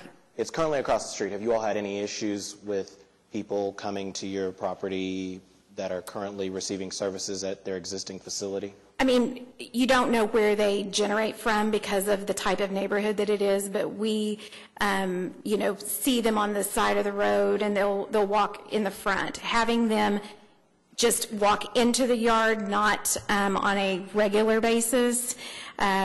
We've got security cameras. We, have someone that stays there at the yard that's driving around. So, we have a security system in place. This would be bringing them, though, on the opposite side of the road. I mean, the whole neighborhood, if you're familiar, you have people walking on a regular basis throughout that whole neighborhood. Okay, and so I guess to that same point, are there some city, state, federal rules, regulations that have some requirements about the way that you have to protect these spaces where you're operating these heavy industrial things that you all are doing? Aren't there some regulations that would prevent just anybody in the general public from... Right, yeah. OSHA standards, you would have, obviously safety and security, federal standards. You're not going to allow anyone, I mean, even if I hired someone, they're going to have to go through an orientation before they can step past that gate that I showed you. So, yeah, you cannot have someone just walking into these safety-sensitive areas. Right. So there's existing fencing that would prevent not just anybody who's using this particular facility, this shelter, but just anybody that happens to be walking down 59th. Right. There are protections for them. Yes. Yes. And there's key-padded gates and things like that. So just to reinforce what's been said, they are currently across the street. Mm-hmm. It has not been much of an issue. Right. You've got a fence. Mm-hmm. Okay. It sounds to me like, ideally maybe for your operations, you guys would like to have that piece of land to expand your yard. I mean, I know you're buying up things around it, right? I mean, actually, we looked at that piece of property and we declined purchasing that piece of property. Okay. Yeah. Just trying to get it straight. I understand. Mr. Dawson, I'm sorry. Well, I was going to go down a little bit of that path too, and I don't want to go too far, but I think part of my problem, maybe some of ours, is going to be that this seems like a decent permit for something to be in the area. Part of my problem is that you own so much around it that it's this little carve-out of your property. But to Ace's point, you could own it, you could have bought it. I won't get into why you did or did not. Maybe it's because it was frontage and it's more expensive, but unfortunately, you don't own it, and you could have. So anyway, the point here is just that if I end up in favor of it, maybe Ace and others, is that you don't own it, so is it appropriate for the area? And you've bought up a lot of property, and that's great, but you don't own it. I guess the question I would ask is, having said what you've said and heard what others have said, is there some specific condition to the grant of the permit, if we were inclined to grant it, that would ameliorate your concerns? A professional security plan, fencing that right now their property has minimal fencing and does not contain what they are doing. within that property because it was not utilized for something like this before. It was a gentleman that still owns it that just had it as like a warehouse.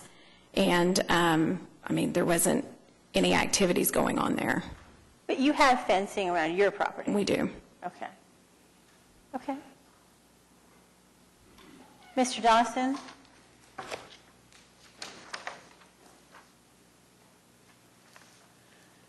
Good afternoon. My name's Jack Dawson. My address is 309 Northwest 9th, and I'm here to kind of follow up on what Emily said. This is not a NIMBY protest. If Joe's wants to move across Eastern, we're not protesting. If they want to stay on the other side of 59th, that's fine. It is putting a community of poor decision makers right in the middle of a dangerous area with no fencing around it. The fencing now, I can get over, and we have people here who have time on their hands in the evening, and we're very worried that they will wander over into our yards and get hurt or maybe pilfer something, but mainly it is safety. If there would be some way to ensure that they don't come over into our yard, we're fine with that. Just to be clear, when you say the fencing that's there you can get over, are you suggesting that the fencing around Ouachita Valley Enterprises, Inc. is fencing you could get over?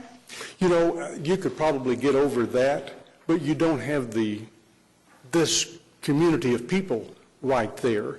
You're going to have, our problem, what we see is we see a community of people who are right there looking for something to do. And we're afraid they're going to be curious and come over to our yard for some reason. We don't think they ought to have fencing on the front facing 59th Street. That's not what we're interested in. We're interested in keeping them from coming over into our yard. Some type of simple chain link fence with some kind of inhibitor on the top maybe would work. But surely they could provide that on their property. Well, of course, they could, but where should that cost fall? That's what I'm saying. Joe's wants to come in and change it, then shouldn't the cost fall there? It's kind of like cattle, isn't it? I think Oklahoma's like a fence-out state, right, rather than a fence-in. I'd say it's the I mean, responsibility if that's how you're of whoever needs to comply with OSHA and their rules. I'm sorry, comply with? With OSHA, the rules of the safety areas, and they have to be secured. To my knowledge, where you can't easily get into them.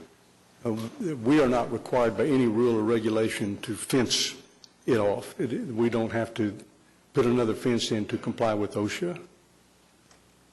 Well, to my question earlier, are there any regulations, state, federal, city, that with the dangerous industrial equipment that you currently have on the property, do you have any sort of legal obligation to protect the general public from getting access to those areas? And my understanding from the previous speaker's answer was that, yes, you do, and that you are in compliance with those. And so the risk that's posed to the people who are using the shelter would be the same as just any other person who just happened to be walking down 59th Street, right? Well, if we're trying to protect, like, the general public, that's one thing. What we're trying to do is make a distinction between this community of people. And we have no problem with them being in the neighborhood, okay? We live with them. But to concentrate them right there where they're surrounded by us, with some way we need to keep it where they don't get hurt on our property. I'm not going to speak for everybody here. I just don't think that we're not going to agree with you in a distinction in groups of the general public. Yeah, I'm not a fan of the them and us thing. Well, I think we understand the nature of your concern. Thank you. all right. Thank you all. That's all I have signed up to speak. Is there anybody else here today that wanted to be heard on this topic? I'm wondering if you'd like to see a photo of the fence that they currently have. Would that help? Sure. The last page of this.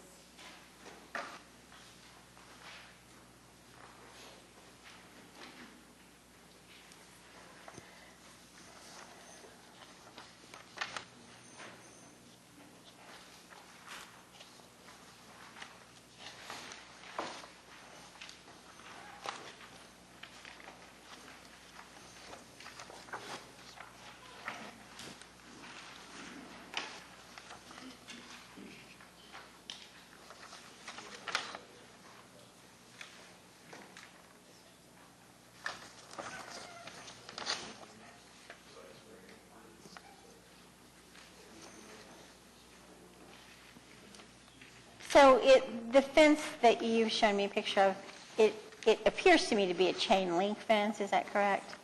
And do you have any idea how tall it is? 6 feet tall, and it's all the way, sorry.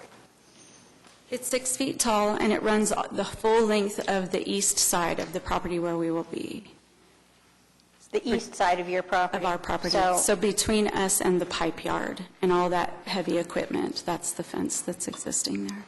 So what is north and west of that? There's a creek and a deep set of trees. But no Yeah. fencing whatsoever? There's a fence along the back on the north side of the property as well.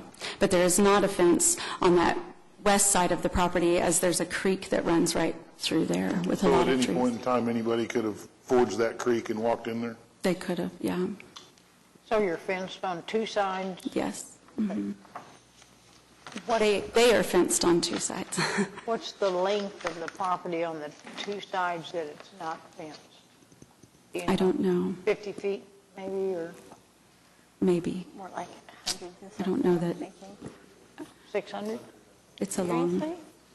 I guess you couldn't fence it anyway if it's a creek. yeah. The creek, the fence would have to run through the creek, to fence the actual property line. I think this shows 460, if I'm reading that correctly.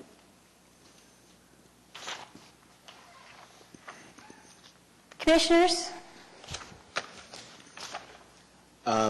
It sounds to me like I appreciate the concerns of the company that's clearly surrounding this entire piece of property. It makes sense that they would want to protect the public from being injured by the dangerous industrial activities that are going on there and protect the things that are there. But that risk exists for anybody in the general public that may be in that area. They're across the street from neighborhoods. They've been across the street from this facility and have not reported any issues as a result of that. They're already under the obligation to protect the public from the dangerous operations that they're doing there. And to me, that is sufficient to protect the people who are going to be using this facility that it sounds like is very much needed for this area. So I am wholeheartedly in support of this application, and I hope that you all will join me. Is that a motion, Commissioner? I am too, and with no more discussion, I will move for approval of SB 532. Second. May I ask whether your motion includes the condition requested by the town of Valley Brook that there be no tent I mean, pitched? isn't that a city ordinance that we can't put up a tent in a, I is think that some? the ask is that the permit include that condition. Okay, we can add it to the TEs and make that TE 3. No tents allowed. Yeah. And your second includes that? Second. Okay. I have a motion and a second to approve item number 20 with the additional condition that no tents be pitched on the property. Would you cast your votes, please? It is approved. Item 21 is an application by Garrett and Company, RFA Land, Capstone Estates, and Oklahoma Foundation for the Disabled to close portions of Northwest 82nd Street, 83rd, 84th, 85th Street, all east of Classen, all of North Chartel Avenue between 82nd and 140 feet north of Northwest 85th Street and adjacent alleys. Good afternoon, David Box once again on behalf of the applicant, Mr. Pat Garrett, who is here with us today. This is a closing application for a series of streets that, pursuant to the aerial, you can tell have never been opened, never been improved. Mr. Garrett owns the majority of the land in this area, and it's used for purposes that are not going to lend itself to the public traveling. It's a series of, you have water well, oil and gas operations. In addition to the nature of the uses, one of the problems that Mr. Garrett has faced here in the last several years is the site is being used as an illegal dumping ground, and because technically it is a public right-of-way, Mr. Garrett can't go fence it and keep the public out. Additionally, there's significant drainage problems that exist, so any concern that perhaps this would foreclose the ability to develop, I think are unwarranted, because I think there are enough factors based upon other things that exist that would tell you this is not likely to ever be developed. So staff does recommend approval. There are no technical evaluations, and we are happy to answer any questions you have. Commissioners, I don't have anyone signed up to speak. Is there anybody else here today that wants to be heard on this item? I don't really have a problem with it, and I know I'm talking too much today, and I apologize to everybody. But I did want to, I talked about this with David, and it was kind of just a general thought that I feel like maybe we should be thinking about, looking at Sarah over there. Generally, like, we do so much street closing, so much right-of-way closing, and, you know, we talk about preserving the street grid for the future. I get it. In a case like this where it's like, hey, we're not going to change anything, we just want to close the right-of-way to protect what we do on the property now. I mean, why can't that be just a revocable where they can put a fence the property and say, okay, we're happy to let you keep doing what you're doing and protect what you're doing. But, I mean, do we have to close the streets? Because at some point, you know, we might never get this back. They might do a big development that Well, in this particular area case, needs, but- there's not really a back to get. The streets have never been open, they've never been developed, they've never been... Not yet. That's all I'm saying. Not yet. So I don't know. I feel like maybe there's like a midway point that we could meet. I'm not trying to, I don't know, make a big deal about it. It's just... Okay. I just want to put it out there to say maybe we should be thinking about it. Okay. Did I ask if there was anybody else here who wanted to be heard on this item? If not, Commissioners, I'll take a motion. Move approval. Second. I have a motion and a second to approve item number 21. Would you cast your votes, please? It is approved. Item 22 is an application by Tunnel Car Wash Express to rezone 11301 Southwest 15th Street from PUD 1628 to SPUD 1123. Again, David Box, 522 Colcord Drive, here today on behalf of the applicant, Mohammed Khan. The civil engineer for the project is also with me. For purposes of showing you where we're at, if the commission will recall, you just recently approved a specific plan application for the on-queue right there at the corner of 15th and Mustang Road. We are immediately adjoining it to the east. And so because the PUD that's in place doesn't have this single use, and the way that our code is drafted right now, we are required to come in and rezone it to allow this use. We did try to maintain all of the development regs that exist pursuant to the PUD 1628. There are a couple of TEs, and I would tell you that we agree with all of them except for TE number 4. I'd like to revise it. Rather than the maximum building height being per the C3 bulk standards, I'd like to just say 30 feet. That is what we show in the exhibits. C3 would allow for 35 feet. However, south of us is developed as an apartment complex, and part of that, I believe, is a golf course. Perhaps the golf course would be viewed as residential and therefore limit the height to 25 feet. And so I'd rather just say max height of 30 feet. That's what we show in the exhibits. And again, technically it's 5 feet less than what commercial would otherwise allow. So agree with all the TEs, but would seek to revise TE4 to a maximum height of 30 feet. I'd be happy to answer any questions. Do you have any questions of Mr. Box? I don't have anyone signed up on this item. Is there anybody here today that wishes to be heard on this matter? If not, I'll entertain a motion. So just to be clear, do we want to amend the MDS for the maximum building height and just say per building elevation including Exhibit Z, which shall not exceed 30 feet? And that way we can just strike TE number 2?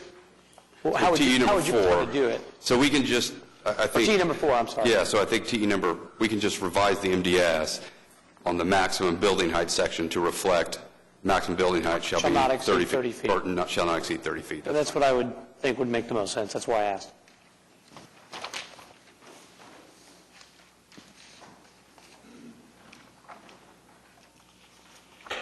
And so? If there's no more discussion, I'm happy to make the motion. I'll make a motion to recommend approval of the City Council on SPUD 1123, deleting TE number 4, but amending the paragraph number 2 of the master design statement regarding maximum building height, which shall read, per building elevations included as Exhibit D, which shall not exceed 30 feet.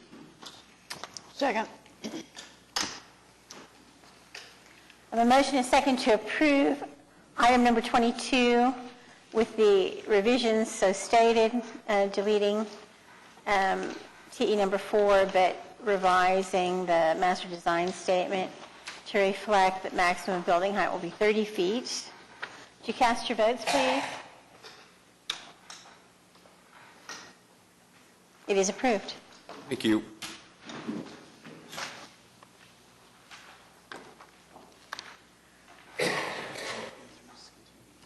Yes. Yes, no? These are the items we're going to hear. Item 24 is PUD 1715, an application by NWPF to rezone 5101 North Pennsylvania Avenue from SPUD 90302 General Office and R1 to PUD 1715. Good afternoon. Once again, David Box, 522 Colcord Drive. I'm here on behalf of the applicant, who is Ryan McNeil, who's also here with me, as well as Terry Haynes, who's a civil engineer on the project. This is a very exciting project. It's one that has been in your queue for quite some time, many, many months. We continued it several months ago. There was some acquisitions and some expansions of the project. It's one that started years and years ago when Ryan had the corner on the old Salvation Army building. At the time that we got that rezoned for him, one of the sentiments we got from not only members of the commission at the time, but also staff was, the site feels like it calls for something bigger, for something better. It's at the corner of Northwest Highway in Pennsylvania, right catty corner from Penn Square Mall, and so it just felt like a more substantial development is what should be here. One of the problems that the site has, for those of you who have traveled Penn, is you have an awkward intersection where Northwest 50th doesn't actually connect to the signalized intersection. Rather, it is the parking lot for a private office building that has the signalized intersection. And so when you look at Google Earth, you can actually see that everybody just uses that parking lot of the office building as their cut through to get to 50th Street. So one of the things that we seek to do through this application, is actually the next item on your docket, is to relocate 50th Street. So what we seek to do is to bend 50th Street slightly to the south to line up with that signalized intersection. I think it would be hard to argue that that wouldn't be a best case scenario for the city, traveling public, and everyone involved. What that also does is it frees up more land for us to develop on that hard corner of Northwest Highway in Penn. And so Mr. McNeil has spent many, many months and years not only working with the neighbors on this PUD specifically, but through several processes by which he had to go and amend the covenants that exist. And so if you think about the effort that he has done, he has probably had at least 2, if not 3 conversations, either on the phone or in person at meetings or on the front porch of their house with all of the neighbors, both the people that own, the people that rent, to keep them apprised of this project, to get them in the loop. He's had multiple meetings in which he invited neighbors to come and give any input they have on the design. And what we have now is a design that we believe to be best in class, certainly a transformative development for the city of Oklahoma City. And before I go on to some of the details of the PUD, I do want Ryan to come up and kind of give you his vision and his history on this site. Thank you, David, and thank you for your attention, commissioners, this afternoon. My name is Ryan McNeil. I'm the applicant. And here, I printed this off last night. This is an offer that I made on the Salvation Army March 25th, 2009. My family and I had just returned to Oklahoma, where I grew up, here in the Oklahoma City area, from California, where I started a development career in Northern California, and really took a lot of attention toward mixed-use product in that market, feeling like they were doing some of the best-in-class projects at the time, projects that you've probably visited or heard of, Santana Row, the Grove, up and down the coast. Fast forward to 2019, where we are today is kind of a very exciting milestone in the evolution of our effort to not just recognize the most important retail intersection in our city, I would argue our state, but to do a project that does this intersection justice for the city. And so we have now assembled a critical mass of land area that gives us the opportunity to kind of unlock that potential. We've studied, we've toured, we've rolled our sleeves up and really dug in for not just the best-in-class projects around the country to key off of, but the best consultants on our team to come up with, to be able to execute on that vision and deliver for the city. So that's the importance of this intersection in my perspective. That's the potential that we've tried to unlock. I do want to talk a second about our process because I understand that there's an impact to a project like this. And so one of the things that I learned in California, that the neighborhood needs to have a vested interest and a say in what a project looks like. And so when we started our way through the acquisition, first on the hard corner, and I'll spare you all the kind of iterations of this, but in 2016, we purchased 3 acres on that hard corner from Chesapeake. And we had a vision for that. It was a small vision, but it grew as we assembled more and more property, now close to 17 acres. As we did that, our vision kind of grew with our assemblage, and we started to realize we need to engage the community. We thought about concentric circles around our project, and so we wanted to hear the voice of the folks that were closest to the impact. And so, like David said, we canvassed the neighborhood. We have a private covenant that we had to release within the Wildman's 4th edition 2 separate times. So this stack of paper, 60% reflected in green on the diagram there, the exhibit. From Villa to Penn, from 50th to Northwest Expressway, we had to have 60% approval signed and notarized to amend the private covenants. We've done that twice now. The most recent time in 2018 on the 3rd amendment to the private covenants, the plat, the neighborhood saw the vision of the project that you're seeing today, and they gave us that notarized affirmation. And so through that process, like David said, we got to stand on a lot of front porches, host a lot of neighborhood meetings. I recognize there are some here today that will have some very respectful and thoughtful comments, and we've tried to be attentive to all of those and to bake those comments in as best as possible into what we're proposing. But I do want to recognize the Temple, Mayfair Church, and some of the protesters that are here today, that they've been very thoughtful and respectful, and I'm available to answer any questions. David is better at the technical ones, so I'll let him handle those.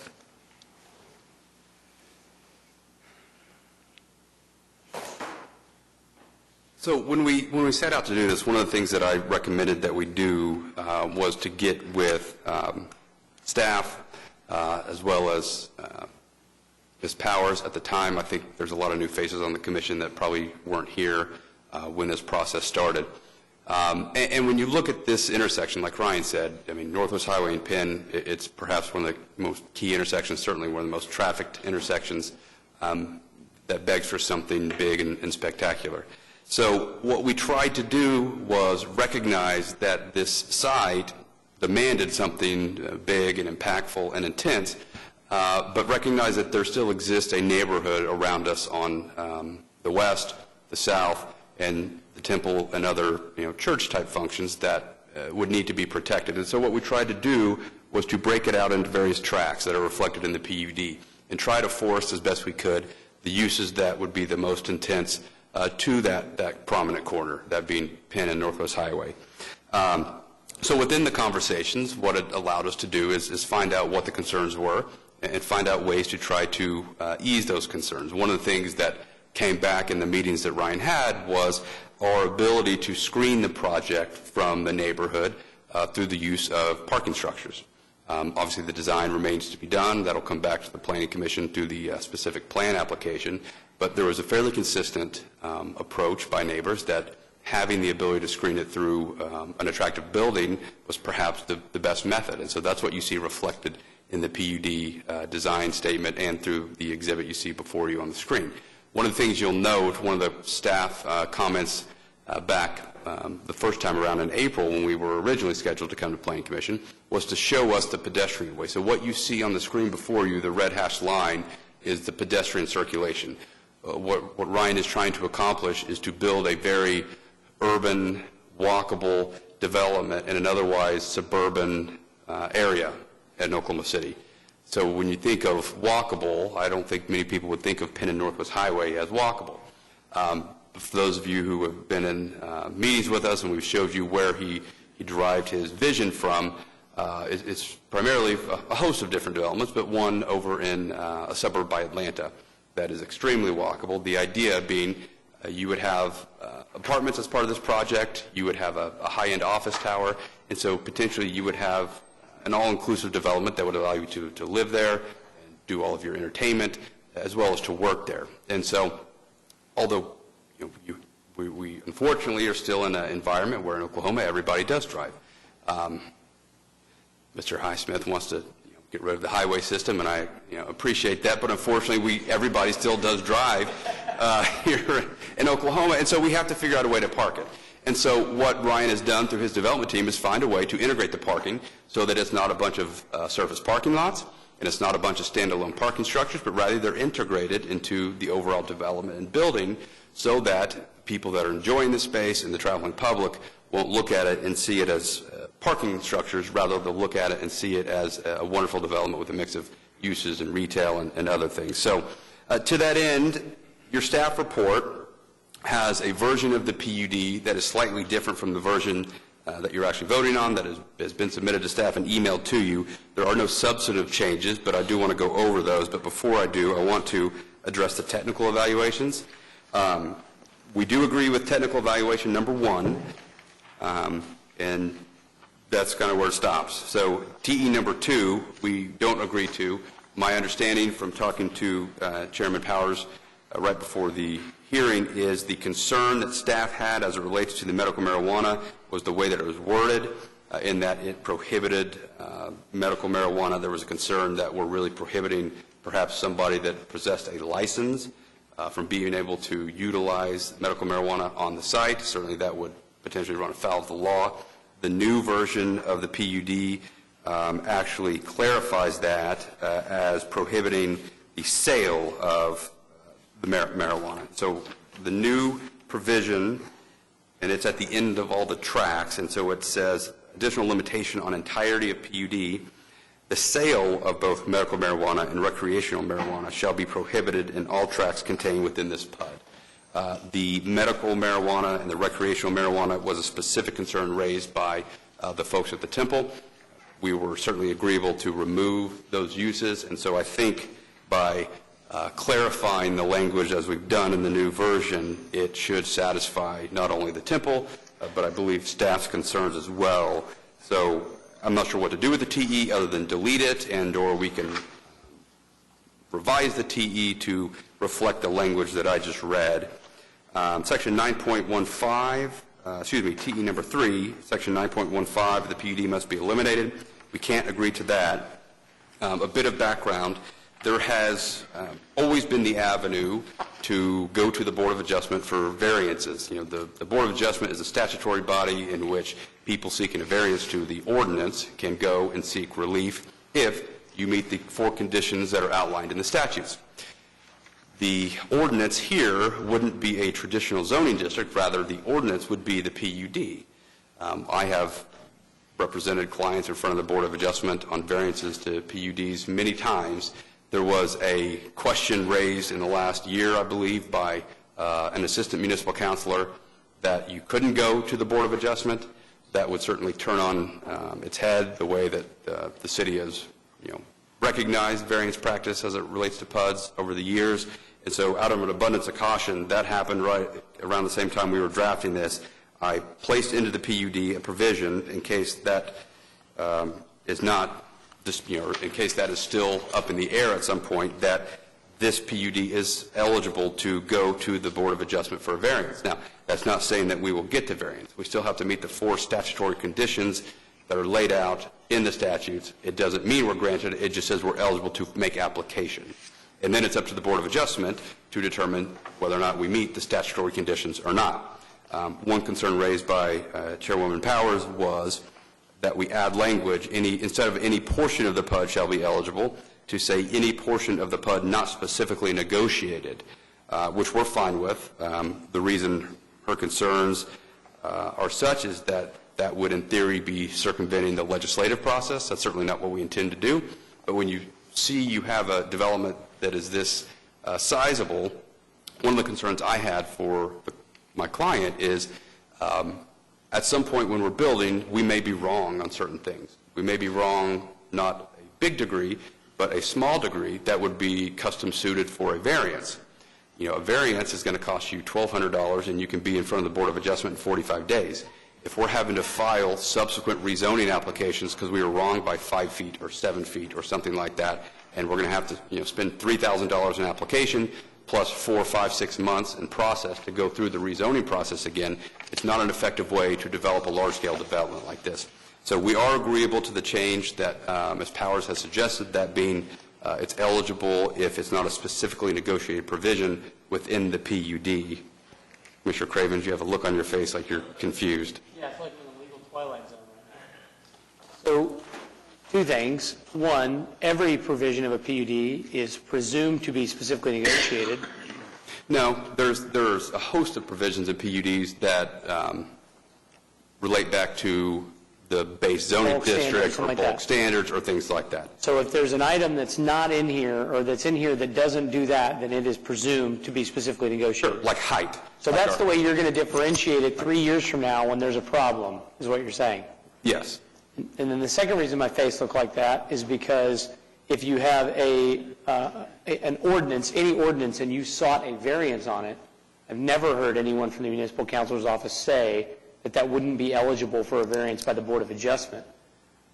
It was one case. It was not Mr. Brummett that made this determination. And again, it was right at the same time that I was drafting this. So out of an abundance of caution, I felt like I had to put this in there in case it wasn't Dan that got the question asked to him in the city attorney's office and it was somebody else.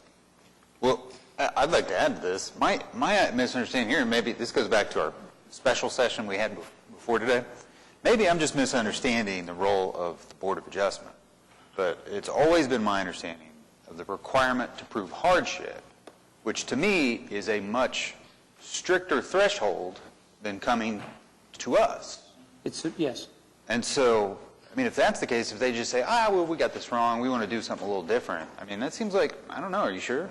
Yeah, no. Sure that's I mean, what you guys are trying to do? We'd have to prove a hardship. I mean, we'd have to show that the application of the ordinance would create a hardship. And there's a body of case law that would fill this room as to what hardship means.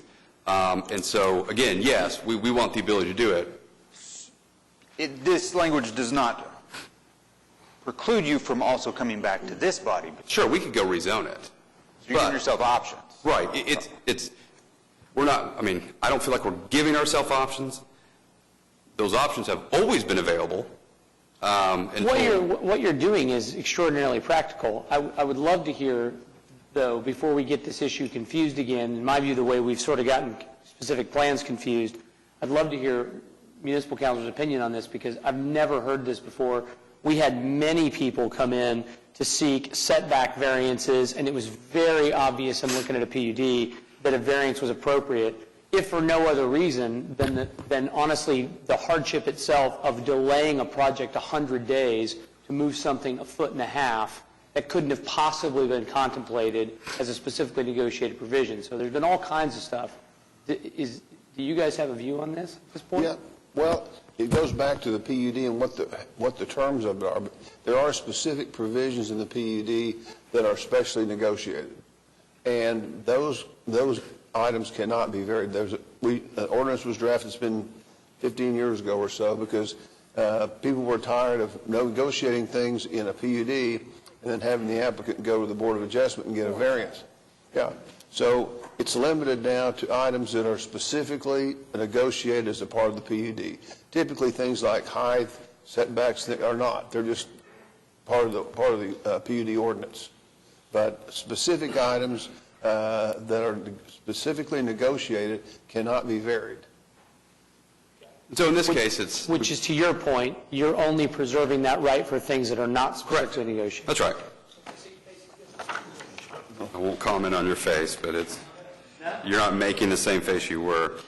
On TE number 4, eliminate eating establishments, fast food with drive-through order window. We are fine with that, except we'd like to keep the ability to have an order window for a coffee shop. And 5, we cannot agree to that. We'd ask to delete that. That gets back to our conversations with neighbors. Yes. Clarify what you mean by order window for a coffee shop, like a walk-up window? Or drive. We'd like to retain the ability, limited to a coffee shop, to have a drive-through window. Staff? Is that do you guys see that as, well, it's the same thing as what we're trying to eliminate? Or is that kind of halfway? Is that... Okay, so I keep saying this about this use unit, but we have a use unit that is drive-through. It gets really complicated at the permitting stage if you have to differentiate what's a deli and what's the other one? Coffee shop. I mean, besides coffee shop. So when we look at this one, this is in our urban medium area. It's designed to be a walkable urban environment. We didn't see anywhere where the drive-through on that site design would occur. So if you are all comfortable narrowing that down to this one particular drive-through use, that's your decision. I know if we're talking like a Starbucks, the queuing lanes do get extremely long. And so for me, I kind of agree that maybe it is concerned. Okay, here's my solution to this problem. We're going to revisit the placement of any drive-through window, and I'm okay with narrowing it down to a coffee shop only. At special permit stage or at special plan, specific plan approval stage. And we'll get around to We're fine with that. the lengthy list of things that will be approved at specific plan stage. We're fine with that. And finally, TE5, we would ask to delete. It asks for a 10-foot landscape buffer around the entirety of the PUD. I think that kind of goes against what this PUD is trying to achieve. If you think about a 10-foot landscape buffer, it would take away, frankly, the prominence of that wonderful corner at Northwest Highway and Penn. And again, back to the conversations that we had with various neighbors, the desire being having the structures be on the property line as the means to screen it. So again, TE number 1 we're fine with. We would ask to delete TE number 2 and substitute for the language I read as it relates to the sale of marijuana. Delete TE number 3 or revise it to revise the MDS pursuant to the suggestion of Chairwoman Powers that the items that are specifically negotiated are not eligible for a variance application. Number 4, the language that Chairwoman Powers suggested, that we limit it to the coffee shop and the placement subject to review and approval at the specific plan stage. And finally, delete TE number 5. So if I could also, I'm just going to briefly go through some of the other changes that were made to the PUD that you were emailed from staff. Again, these are non-substantive changes. These are a result of meetings with the Temple last week. Specifically, I already read the one about the sale of medical marijuana. Then within Track 3, we added the following prohibition. Within Track 3 of this PUD, a standalone CBD oil retail store shall not be permitted. Nothing about this prohibition shall preclude another establishment within Track 3 from selling or otherwise utilizing the use of CBD oil and products sold or consumed on site. The thought being they don't want a standalone CBD oil shop, but as we think about the way that products are kind of being designed these days, you have bars that are infusing cocktails with CBD oil, spas are using CBD oil in lotions and things of that nature. That is not what I think anybody's concerned about. It's that standalone shop that they want to prohibit. We're fine with that, and so we believe this provision accomplishes that. I read the prohibition on medical and recreational marijuana. In 9.1 on facade regulations, we've added the following. Within Track 3 of this PUD, the facade of any buildings located along the southern border of said tract shall include protective, decorative, opaque screening to deter an unimpeded line of sight from such buildings to the south. That was, again, a specific request of the Temple that we placed in. In landscape regulations, we added at the end of the word code, except that a residential buffer shall not be required. That came as a suggestion from staff, to clear up any confusion that might exist with the bulk standards. Access regulations, we added "and as shown on site plans" in 9.6, so it now reads, access to the site shall be permitted from driveways along Northwest 50th Street, Youngs Boulevard, Barnes Avenue, and as shown on site plans. I think finally, in section 9.8 in signage regulations, we added one additional requirement that says within the southernmost 60 feet of track 3 and 4, no south-facing exterior signs shall be permitted. And in setback 9.11, it says a 0-foot setback shall be permitted within this PUD. We added further the bulk standards contained within table 6200.2 shall not apply.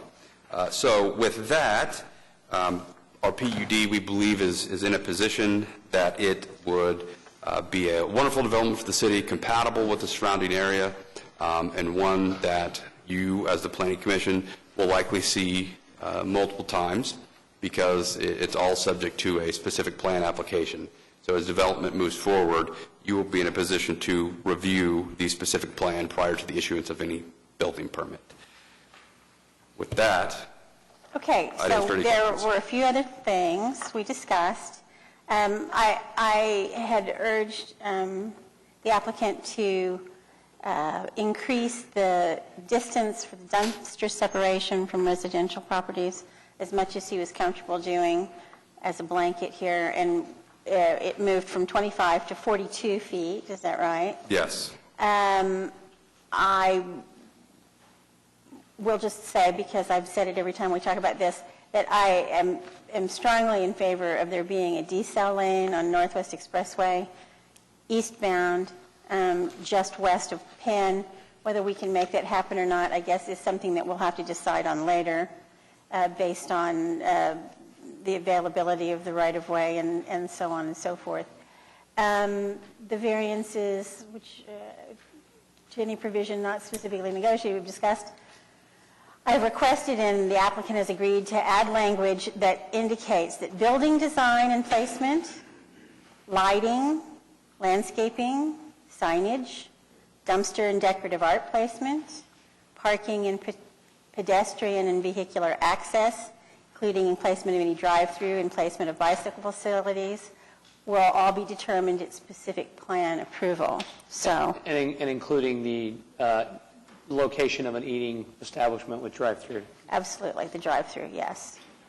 I've also requested, the applicant has agreed, that standards such as multifamily density, the number of hotels, the total number of hotels permitted, and the height limitations are not subject to administrative variance in this case. We have that weird 20% rule where you can go get things varied. Would the lighting element contain the discussion about screening for the parking garage? Yes. Okay. Because there has been this discussion in the past about whether recitations to the compliance with municipal code somehow means that that is a maximum rather than a minimum standard, I've asked that they add specific language that site lighting will meet the requirements of the applicable provisions of the, at a minimum, will meet the applicable provisions. So because it is the one thing in the master design statement that makes reference to the municipal code in that way, I just want to make sure that it says that the site lighting and the PUD shall, at a minimum, meet the requirement of Chapter 59, blah, blah, blah. So, and I think that's all I have. It seems like there was something else, but I can't think just at the moment what it is. So if somebody else has something they want to say or questions they want to ask, I'll check.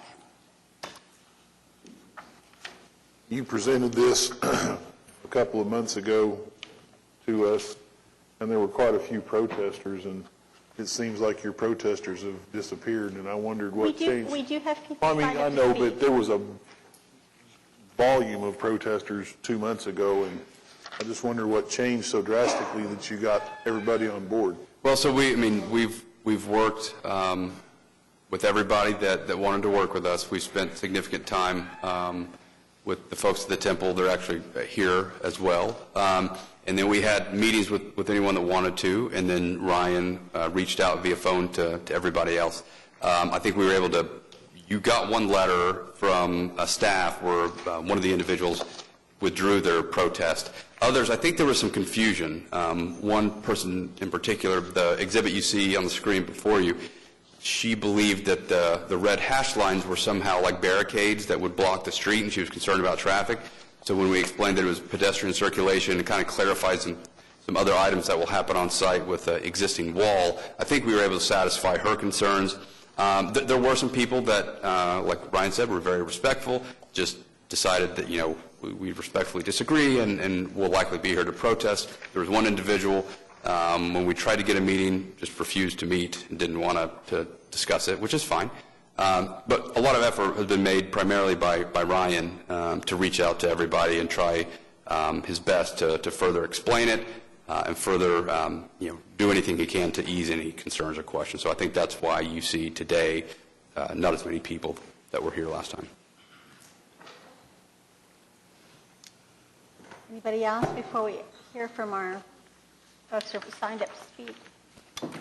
I understand we're going to hear, when we come to the specific plan, we're going to hear more on landscape, but I do have a concern about their objection to TE5 about the 10-foot landscape buffer and removing that. And mostly on the western boundaries and the southwestern boundary. If I look at this exhibit, I mean, you've got 50 to 60 spaces that butt up against that residential south, and I understand there's probably going to be an opaque screen there, a fence or something, but having no kind of vertical landscape element, shade trees, I think that's going to be a very harsh feel through there. And then just also on the parking garages on the west end, and they're kind of in the center, as we transition from the neighborhood to go across the street and have no landscape buffer, and then you go vertical 4 or 5 stories with a parking garage, not having, shade trees in there to kind of transition and soften that facade. I don't feel that's a good look. So can I clarify something real quick, David, before you speak? Just there's an error on number 5. The intent was a lot like Commissioner just said. We wanted to address specifically that parking garage in the southwest corner. It was not meant to state that it should go around the entire PUD, but rather to address that parking garage like you were saying. So just wanted to clarify that. I still think that parking lot on the south side where it butts up, I think that's, there needs to be a landscape buffer there. So that's existing. What you see is the white space east of the parking structure is actually existing parking today. The individual that is not here, that was here last time, owns one of those properties. Her concern dealt with the existence of a wall that's there now. We were able to explain what we wanted to do. It's going to look the same. The wall will perhaps have to be rebuilt. She didn't have any concerns. The consistent message we had was they preferred this option rather than setbacks. But again, you'll get the treatment of the facades when we come for the specific plan stage. Okay. Trent Height.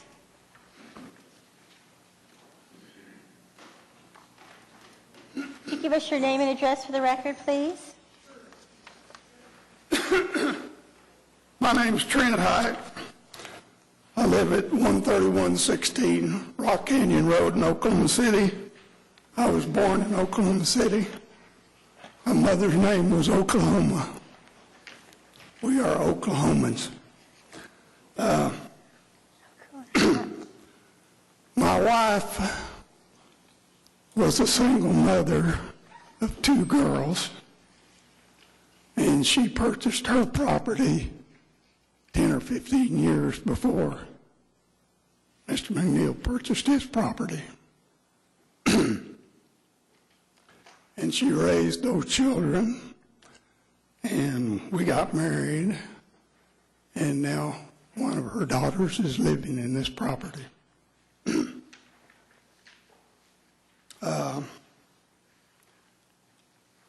It's a big deal. It was in the paper.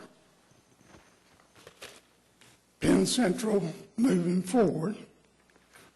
And when I think of Penn Central, I think of New York City, and I think of a railroad. And we really feel like we're being railroaded.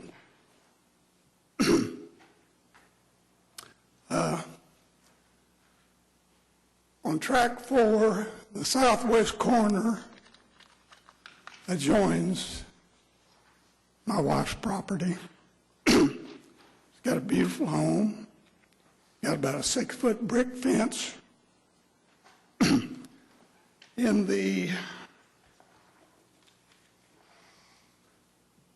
plans that we were given on page 9 of 23, it shows there is a specifically 0-foot setback.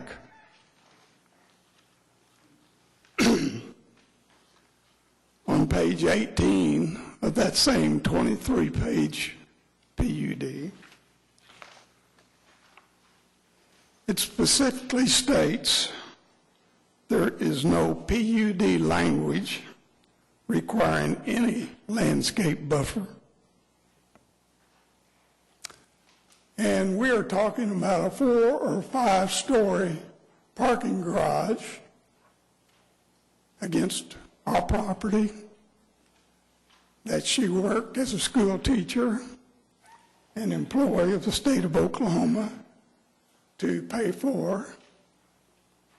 And now, when you go out in the backyard, you'll be looking up 80 feet from your lot, from your patio, and everyone that goes in that parking lot and that parking garage will be looking down at us and into our home and the homes of our neighbors. So put yourself in that house, and that's your house, and your wife worked to own that property. And yes, the covenant has been changed. I guess we're old. We don't really know what a covenant means. We have a covenant of marriage, but I don't expect somebody to tell me we're not married.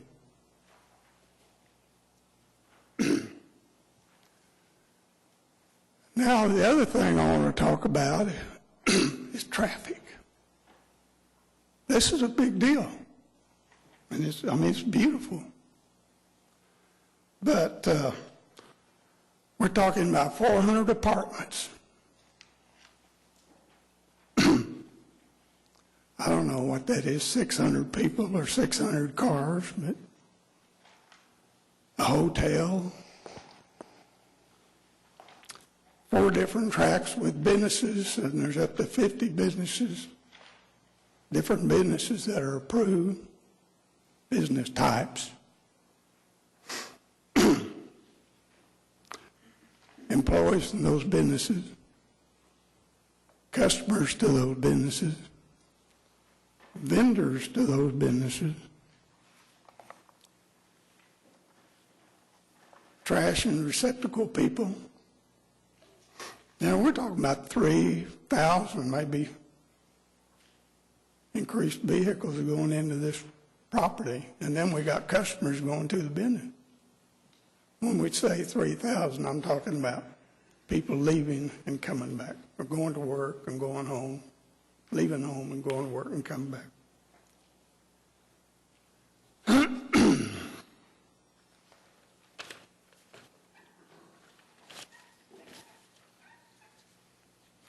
So, I mean, it's really what I think should have happened here is they should have acquired the property all the way to 49th Street instead of expecting those people that have worked their entire working career to buy and own and take care of to have to look at this. The covenants have been changed, that's true. But we bought them as a covenant. And then we look at that, that's, nobody, I don't think anybody on this council could say that that wouldn't bother you. To have to look out your back door and see that and have them looking down at you. So that's really all I have to say. It's up to you. It's either, what I think is doing what's right or doing what makes money. Thank you very much. I appreciate it. Thank you. I would like to Mr. Hyde? talk again today. I apologize, but just very quickly about this point. I'm getting more and more aware that the way that our zoning code is set up doesn't allow for incremental development. So there's never been an in-between stage for your neighborhood from where it might grow from single-family home to a little bit of density to a little bit more until finally we would get to something like this. Instead, the pressure builds and builds until somebody with enough money can come in and assemble enough land to do one big project all at once. And it all happens, bam. And it's not their fault. It's not your fault. But it's really just kind of how the system's set up. And there's no ability for cities to grow organically over time and bit by bit add up to something that, we'll get to this with a bigger discussion, to me is compatible with the conditions at that corner. Because those are two very big streets that handle a lot of traffic. And anywhere else, if that single-family neighborhood wasn't there, if you imagined those homes not being there, this would make a lot of sense.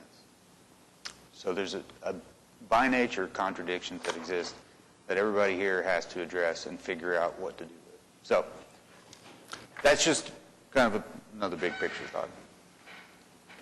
I would like to address one other question that I'm not sure who had it, as to why there weren't more people, Mr. Hinkle, why there weren't more people protesting. Meetings have been called and meetings have been canceled. And a lot of the people like us we're getting older and we don't keep up with things. But each time a meeting is canceled and another one's scheduled, no one knows. I mean, there's not a letter that comes out. You have to follow up and keep up with it. And people like us often don't keep up with things like we'd like to. We went to one meeting that we accidentally found out that there was going to be a meeting. We had no idea there was a meeting. In the last one of these meetings, we canceled a vacation to come down here, to be here, and it was extended. So people kind of get tired, and at our age, they quit fighting. But anyway, I thank you very much. Thank you. Nancy Hyde?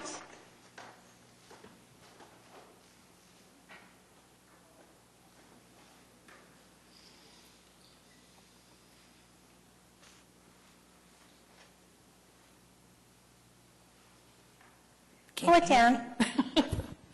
Okay, I'm Nancy Height.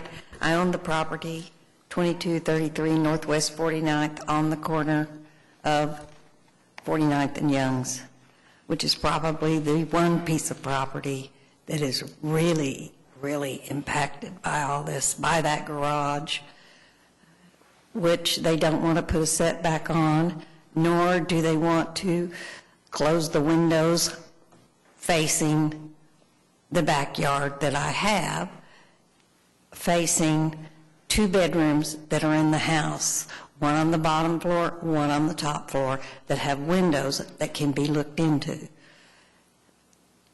It's really, the effect on this duplex is bad.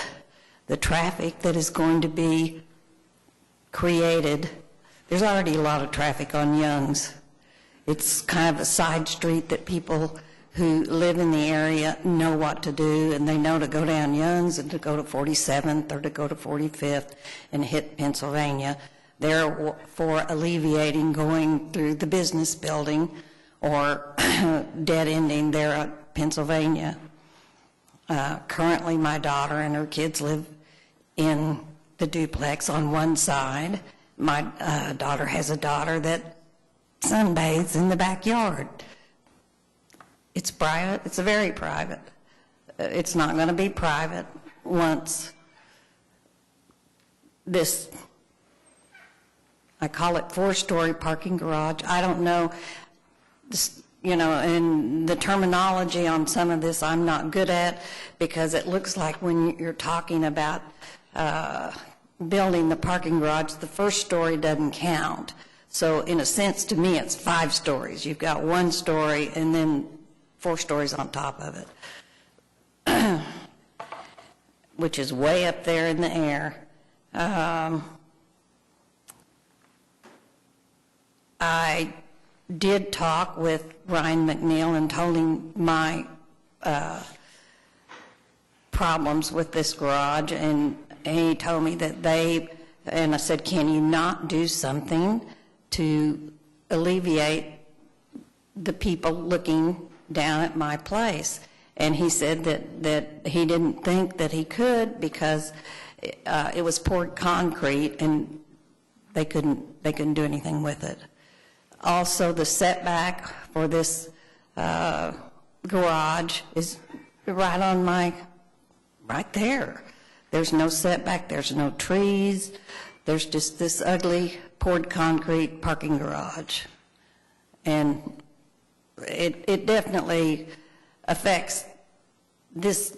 It's a duplex, this duplex. Living on the other side is a woman who has grandchildren that come over and play in the backyard.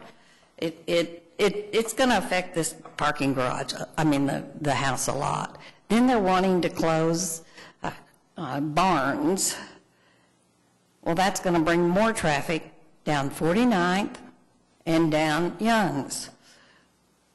So this is just, it's going to be, I'm sitting there envisioning this as some of those places in Dallas that were residential properties that have now turned into very busy streets with houses on them. That's what I envision if the thing is successful, which if they build it, you want it to be successful. Ms. Height? Yes. I'm not trying to talk you out of any of your concerns. I don't believe they're going to close Barnes. I don't think that's... They're not? Okay, the last thing I saw, it looked like they were closing Barnes. That may be what he was talking about earlier with respect to these pedestrian ways that they have marked on that exhibit right there next to you. Okay. The little dots. I don't think there's any plan to close Barnes. Okay, good.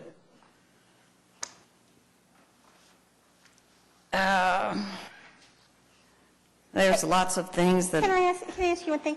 Yes. Is your property level with the property behind you, or are you lower than... I think I'm pretty...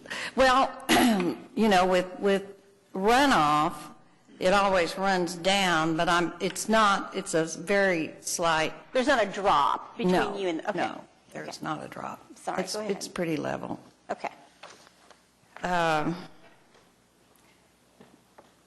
There's lots of other things that have, of course, gone through my mind, like the dumpsters and all of that, as to where they're going to be putting them. They're probably not going to put them in the middle. So that's another issue of noise and flies and all kinds of things. Where are they going to put the grease traps for the restaurants? More than likely, it's all going to be back there, which is going to really impact all those duplexes that are back there.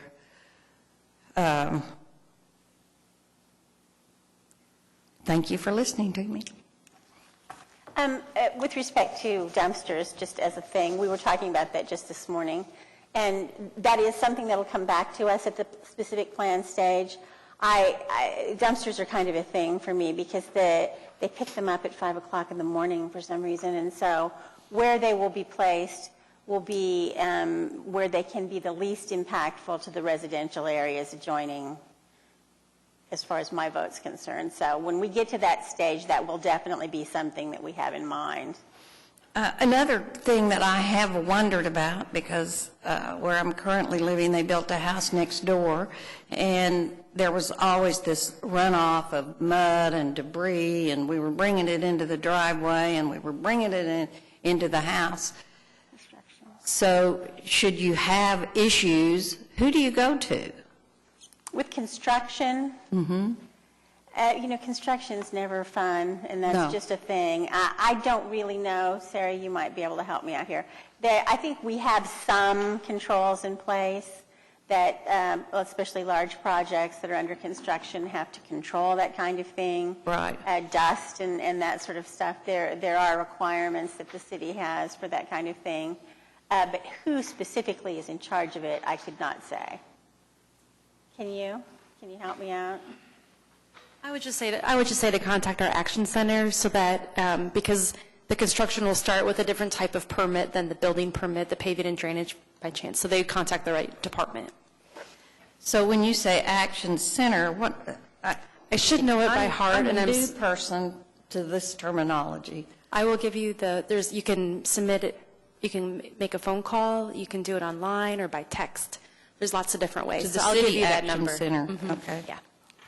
The other option is stormwater management is in charge of construction and BMPs. So, when they scrape the site and it's bare earth and then we get a big storm, they're going to put erosion control fence around. They're required to do that around the whole site. So that's Okay. going to contain it. But sometimes that stuff gets knocked down. Right. You get problems. So stormwater division is contact for that. Okay. Mrs. Height? Thank you. Yes, sir. Commissioner? The Action Center phone number is 297-2535, since you're writing things down over there. Thank you. You're most welcome. Thank you, Commissioner. Okay. Thank you. Thank you, and thank you for coming. William, is it Porch?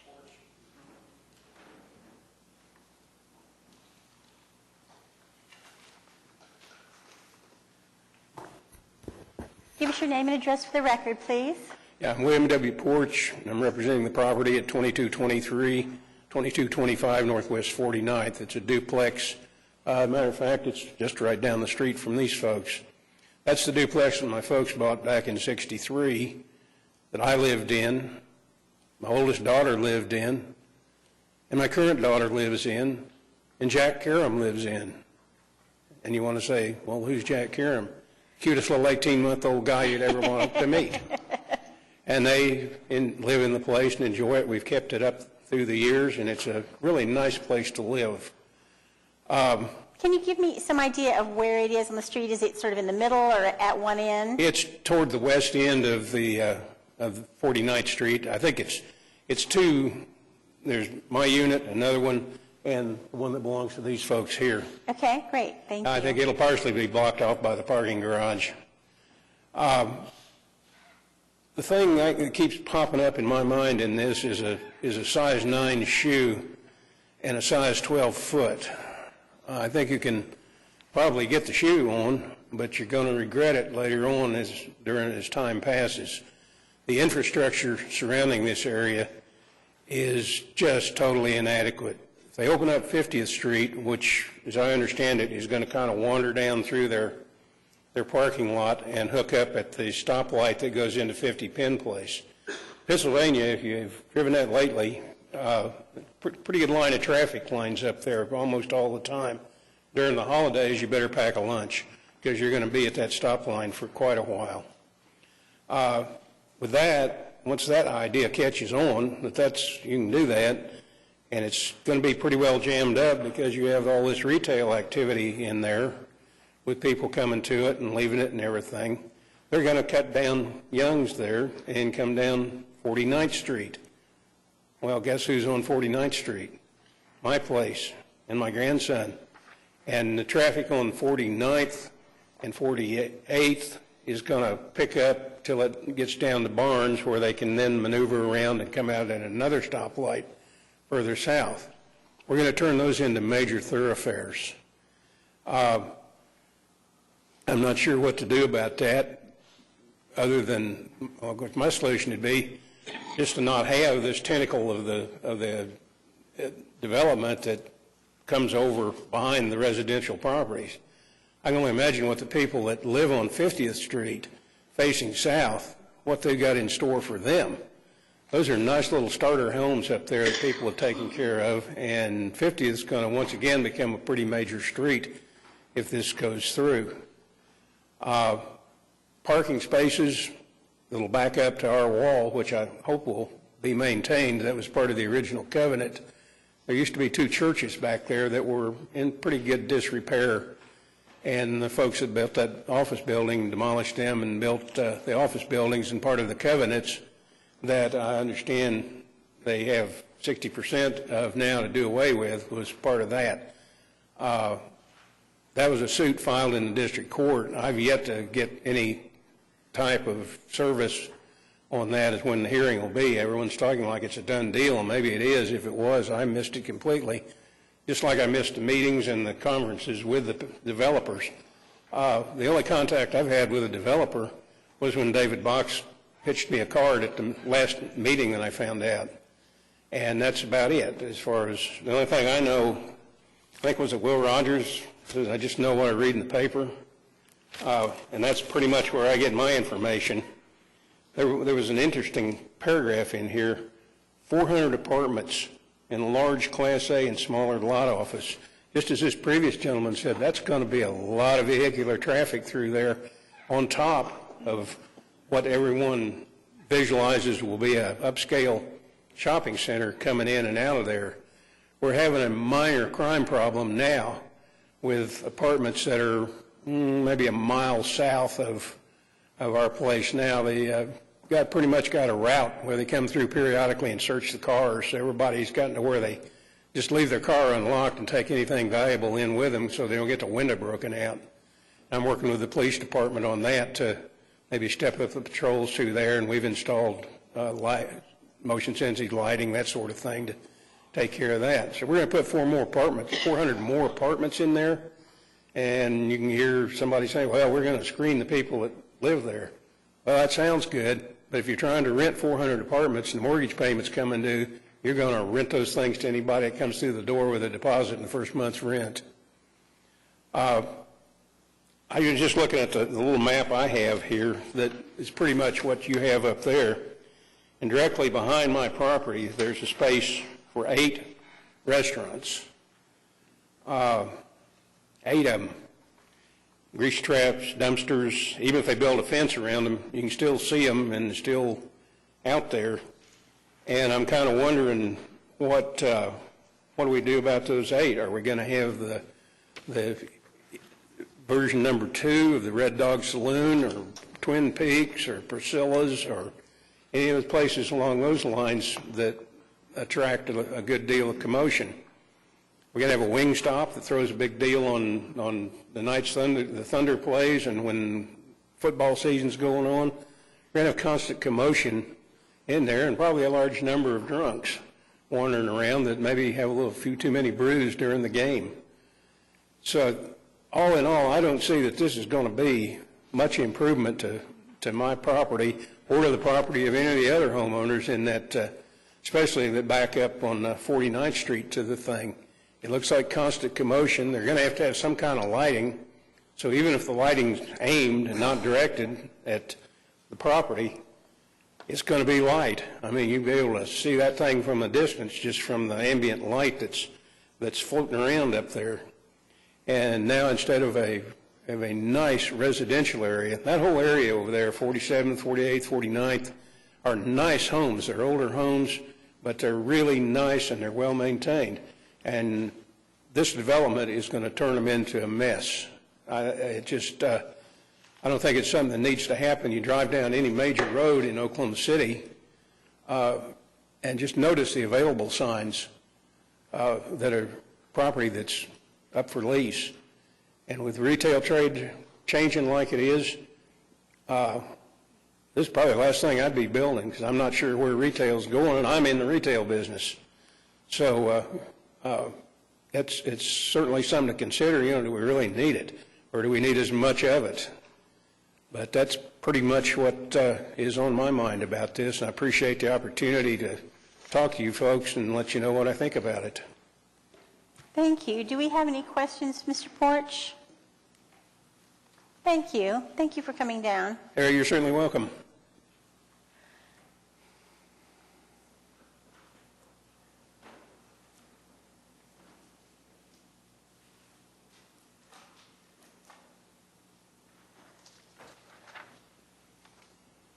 Did you have anything else you wanted to say? Just briefly, I've got a couple things to mention, and then, Oh, I'm sorry. Was there I have another one more. person? I have Okay. one more. Sorry, my fault. Gloria Harrison. I'm so sorry.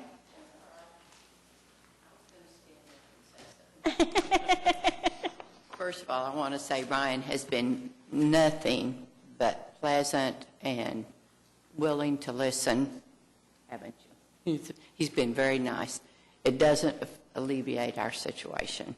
I have a house on 52nd Street, 2240, and right now you can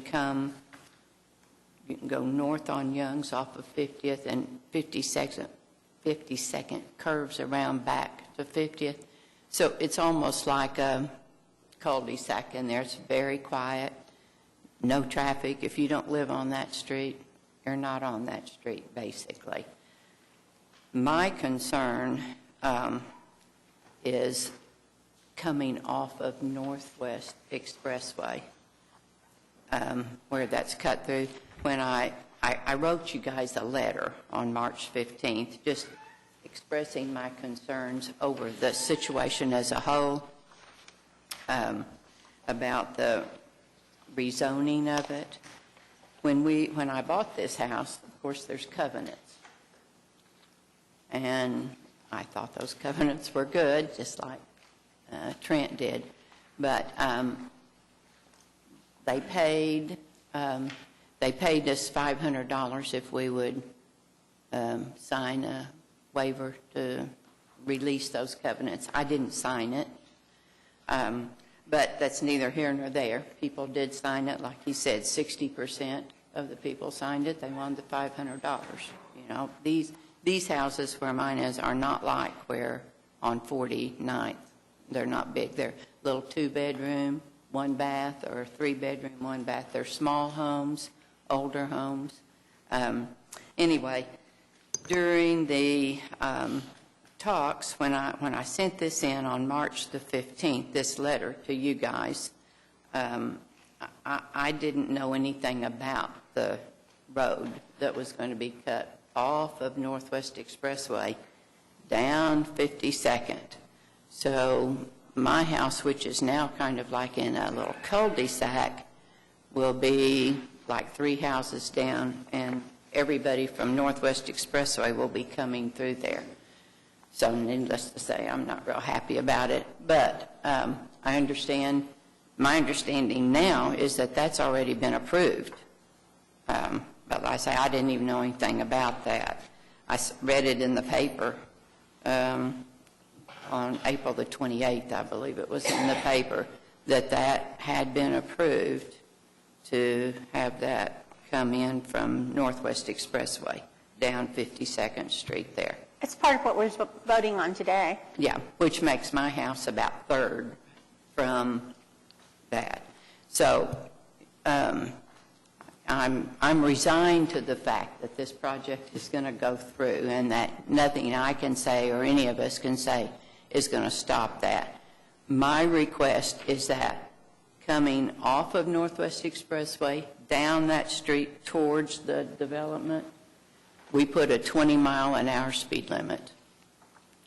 I mean, you know, right now, people walk up and down 52nd. If you lived on 52nd, there is no traffic. I mean, just go sit there in the evening. If they don't live on that street, nobody drives on that street.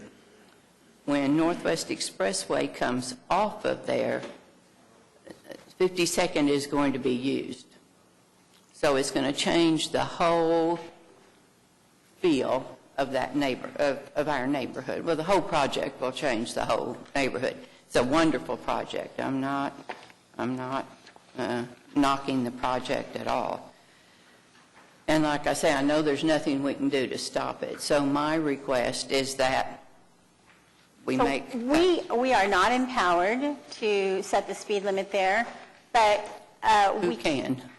The Traffic Commission can do that, and we can certainly make a note of that in the file and keep that request of note so that when those decisions get made, we can see that they entertain your request. Okay, because, you know, all of the traffic to build this project is going to be coming across Northwest Expressway and coming right down that street, which is like I say, my house will be 3 houses from all of that construction traffic. And so it's going to be a completely different feel for my neighborhood. And so, like I say, I can't think of any way to fix it. But I am requesting that you at least tell somebody, whoever. We'll tell that guy right there. Which guy? Which guy? Right here? Not Boggs. Ryan McNeil. I mean Ryan? Yeah. Oh, I've talked to Ryan. Ryan's a nice guy. I'm not complaining about Ryan at all. Request? David? I'm going to do you one better. We are going to have to go to Traffic Commission on a few items, so we can make the commitment that we will make the request on behalf of the neighborhood to lower the speed limit.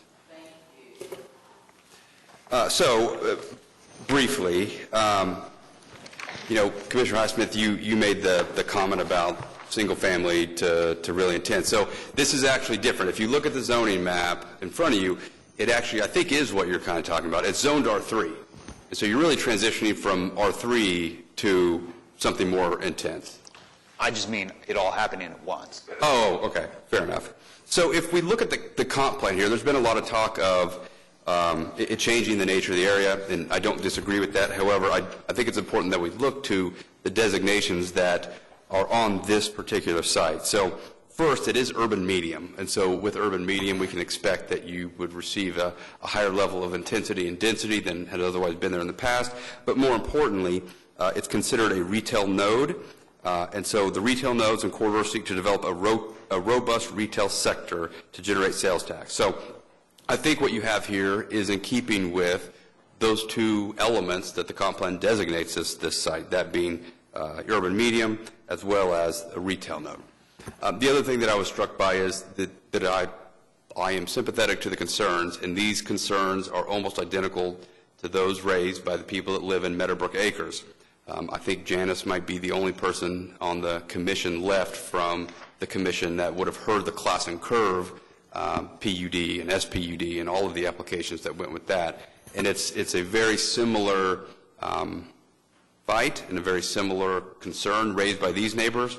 I think if you would talk to the people that still live in Meadowbrook Acres, I think they would say that the development has been a wonderful thing for their neighborhood.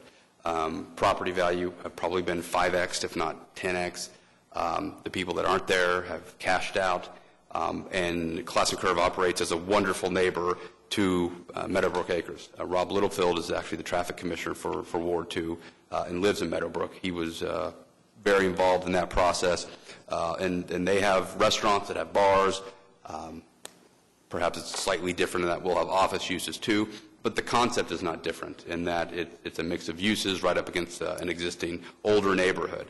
So in all, I think we have a development that is a good opportunity for the city. I understand the concerns, but I do think that it will be developed, and again, it'll have to come to Planning Commission on a specific plan. So it'll be developed and approved in a manner that is compatible with the neighborhood. Ryan does have a couple thoughts he wants to share, and then we'll be happy to sit down and field any questions you might have. I just wanted to close with process again. We tried to approach the process really putting ourselves in their shoes. And so when I look at that map, I'm going to just highlight a couple of steps that we took to accomplish this. How do we put, my wife and I have 4 kids. We live, say, on 50th Street in Tom McGivney's house, who's not here today, but he he had concerns. He's lived very similar to these concerns. He's lived with his wife in that house north of 50th near Young's for 20 years. He's 70 or, whatever age, and his desire to move out of this neighborhood elsewhere, he would just prefer to have no change. He accepts what's there now. What's not there is less certain. So putting myself in his shoes, trying to design and respond to the meeting process that we established as best we could with concerns about vehicular circulation. And so, Mr. Porch, I don't know. I mean, it's very possible it has happened. I won't say that it hasn't. That the intended recipient of a notice that we did privately may not have received, but dozens of mailers that we have sent over the last couple of years to request both private audiences and formal meetings at the registry office building just to the north of that property boundary there on Tract 4 for Mr. Porch's house. And so it's possible that his didn't get to him, but we could only go off of the assessor's information about where that mailing address should be located or should be received. And so I don't remember a meeting that was rescheduled. There may have been one. I think he was talking about our meetings. Okay, the Planning Commission meeting in March. I heard that too. So that's been our intent, but we've tried to address issues head on, and so I'm going to talk to the setback for just a second. So we have 3 protests here. We had close to 100 attend those meetings, and we had, I think, 80 plus or minus signed the Third Amendment, which is to the Wildman's 4th edition, which is north of 50th. Again, if you go back to the aerial, I can point that out. Yeah. So this is the Wildman's 4th. So the color is contained within Villa to the west, Penn to the east, Northwest Expressway, and 50th to the north and south. There's another aerial, the 300, yeah. So then we drew, this is our doing, we drew a 300-foot radius around the registry office property. And so we thought about putting ourselves in their shoes. Start with the core and move out in concentric circles. We want to hear the folks that are impacted most directly from this first. And we did that. So we started here and we kind of moved out. So everybody within that radius line, plus many people that came to those meetings outside of as they heard about the meetings and our desire to meet with the neighborhood, and what they encouraged, we talked planning theory. We said we don't want the vehicle to be circulating this project any more than absolutely necessary. And so we want to build these structures to be intuitive, to get cars in quickly and out quickly, and not circulating the project. And so as we talked about that with these 100 folks, their input was create the buffer, the transition with these parking structures, so that the project kind of turns in on itself, the noise, the things. We like the amenities. They all, predominantly like the amenities that these investments will bring to their neighborhood. But their advice to us was turn the project in on itself and create that buffer with these structured parking, with these parking structures. So I know that still doesn't allay all of their concerns. Ownership of a home is a highly sentimental thing, and so I would never presume to tell them, how to value that. But I do think that property values generally will improve, and we're already seeing that. So. Mr. Hyde, did you have something else you wanted to say? Come forward if you do.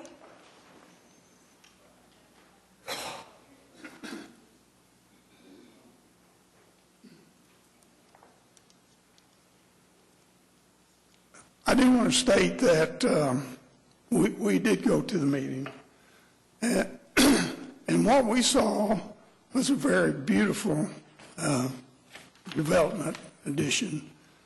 I think it was near Atlanta, and it was on approximately 60 or 70 acres. That's what the people that went to the meeting saw. But what we have here, I'm not sure, 14 or 15 or 16 acres that we're trying to do this on. And I don't know if this is good news or bad news, but since this is developed, our property value has gone down. So our taxes went down. I own some other property in Oklahoma City and a home. I can assure you, my assessed values have not gone down. Thank you. Ms. Height?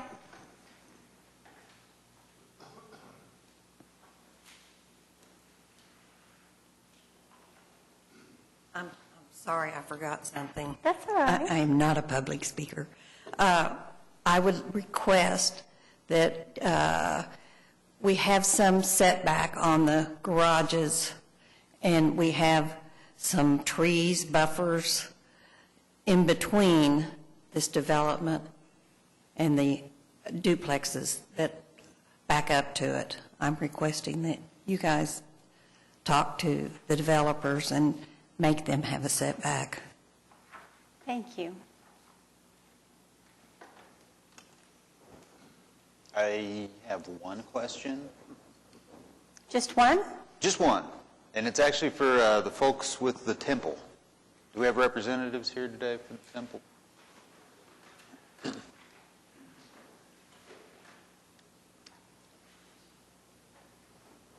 Hi there. I'm Lisa Harden, 301 North Harvey, Suite 100, Oklahoma City.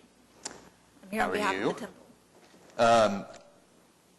I would like to hear more about the thinking behind the marijuana and CBD oil restrictions. Well, there's an existing state statute that prohibits the sale of marijuana within 1,000 feet of any school or church. And so we Does that pretty much cover the whole appropriate. property? That pretty much covers the whole property?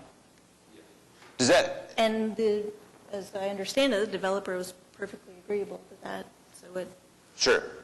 I was wondering if they're making a distinction between alcohol sales and this, purely as like a social issue. But also the CBD thing, I mean, does that count? Do we really care about CBD? Can I speak to that for a minute? Having attended a number of these meetings, one of the concerns is that very often CBD stores, if they're freestanding stores, not a spa or something like that that has CBD products, but a freestanding store, they often have signage that includes marijuana leaves. And that was of concern to the representatives from the temple because of the students coming back and forth to the kindergarten and preschool. So they didn't want their students to be seeing that. Okay. So that was the concern. All right. Yeah. To me, a little bit, it's like, well, we've decided as a state that, we don't see much difference between this and alcohol sales to me, and it's kind of like, are we going to, I don't know. Moving forward, it seems like, We've decided as a state, but not as a country, and this is a city commission. The United States has not. Sure. Okay, so what the state has done is somewhat one other factor, but this is a city commission. Well, I think we've decided as a city, though, too, really, to follow the state law in regards to whether we allow it or not. Yeah, let's don't get into it. Anyway, yeah, I'm not trying. I wanted to hear. I think it was fair to ask the question of why we're specifically,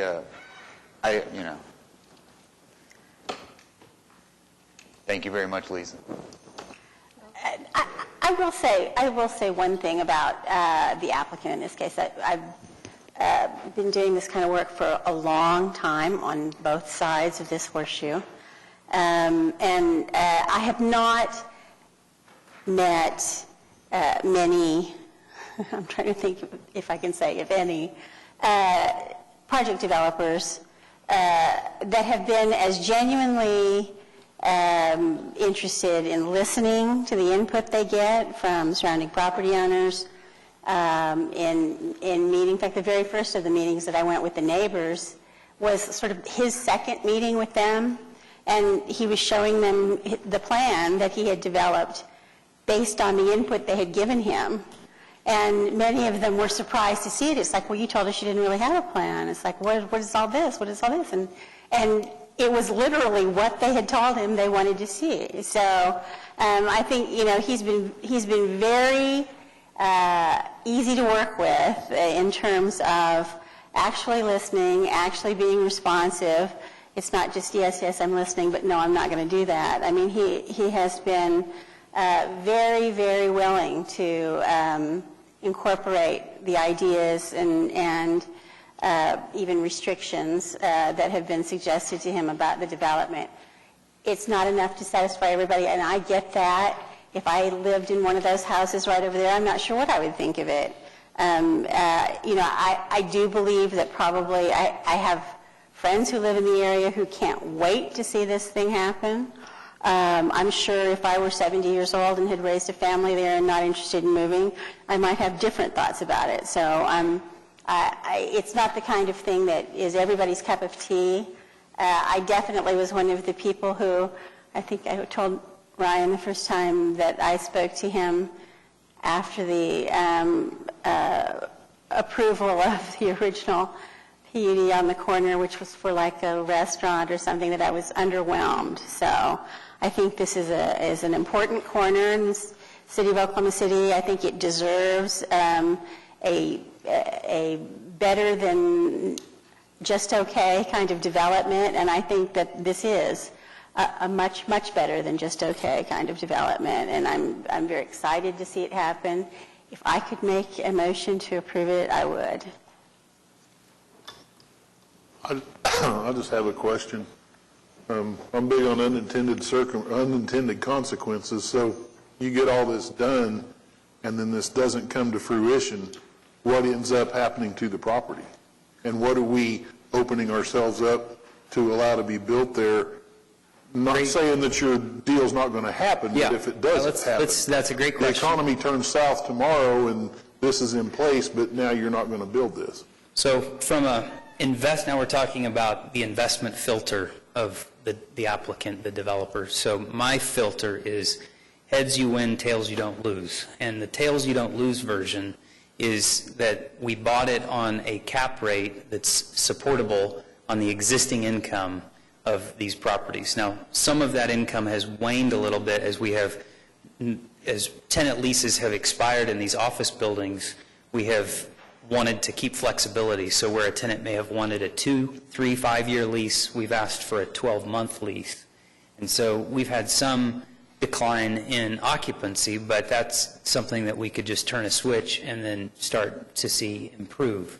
So from the perspective of not getting ourselves over our skis, I have a partner who is a great partner. His balance sheet allows us to move forward when it's appropriate, when it's prudent, and we won't take those buildings down until we have that aspect of the project ready. And we're very close. We have some very special, this is back to the comment of Mr. Porch, and the retail market is changing. And this is back to the asset that this site represents for the city. This gives us the opportunity to bring the first-to-market retail tenants that are vibrant and that are expanding in certain spots around the country to our market.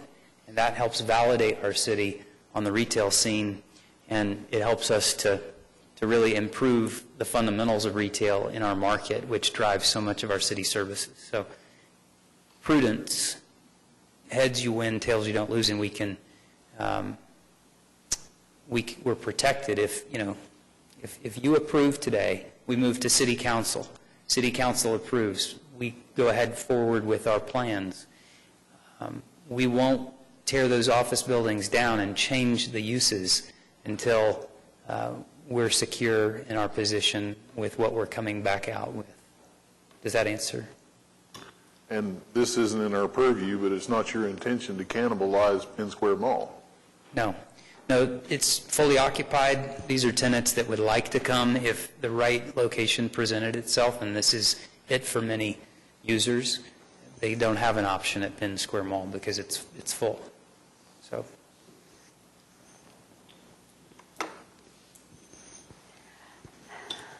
Matt, your point's well taken, right? I mean, the truth is, we've talked about this before, we've seen this, but this, I just, eyes wide open, is meaningless.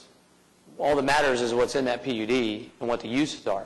So he, as we all know, he could get a demo permit tomorrow and level the office building and put an apartment complex right there. He could level the office building and put any of those use units that are in Track 4 or Track 3 or Track 2. That's just the reality of a rezoning application. So I think what you go back to is, use and density and all these sorts of things. I mean, the traffic issue, and I'm not a traffic expert. Thankfully, we have one now, Nate, not to point fingers at you.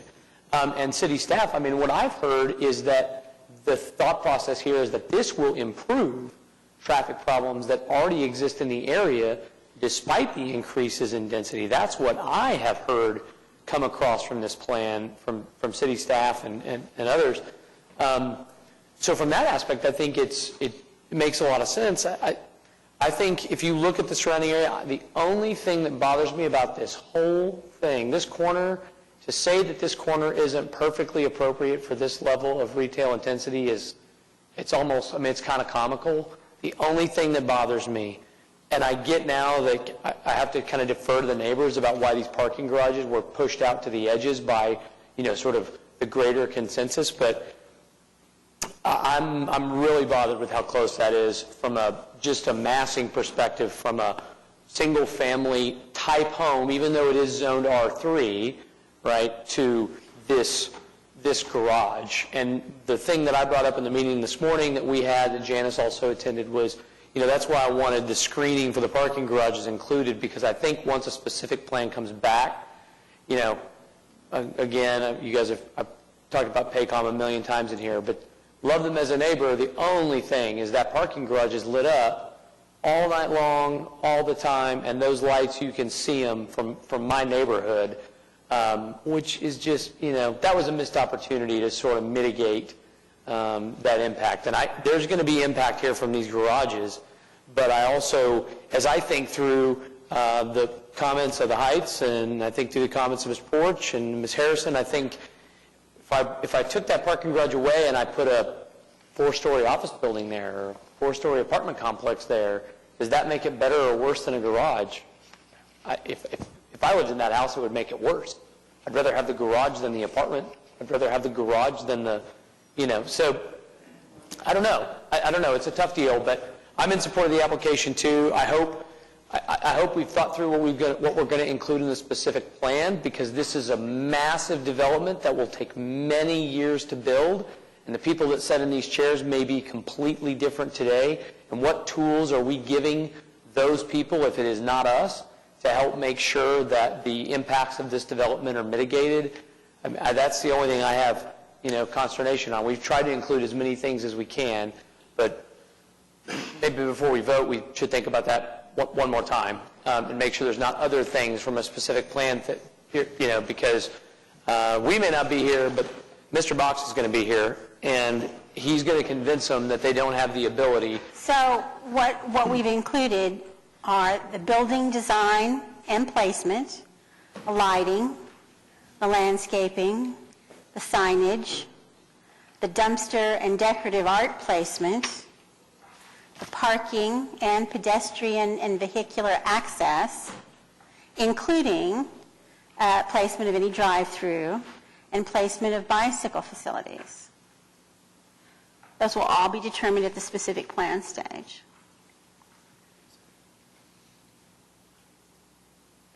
If there's anything else that we need to include, I'm all for it. You know me. I'm afraid of what I might not know, or what I might forget. Does anybody have anything? I mean, that's a lot. It would certainly give them or us controls. I mean, we would have something to, fight back with. But I mean, the other things that are specifically spelled out in the PUD are the maximum heights, the setbacks or lack thereof, the number of residential units, which has been capped, and the number of hotels, which has also been capped at one. So. And I talked to staff, so they've, from what I read and what they wrote and what I have pursuant to your email that you also wrote, we'll be in a position to put all of those things in the PUD. And I'm happy to include everybody else or everybody on the commission in the PUD, when we submit it to staff. But I think staff's got what they need based upon all the comments that were read.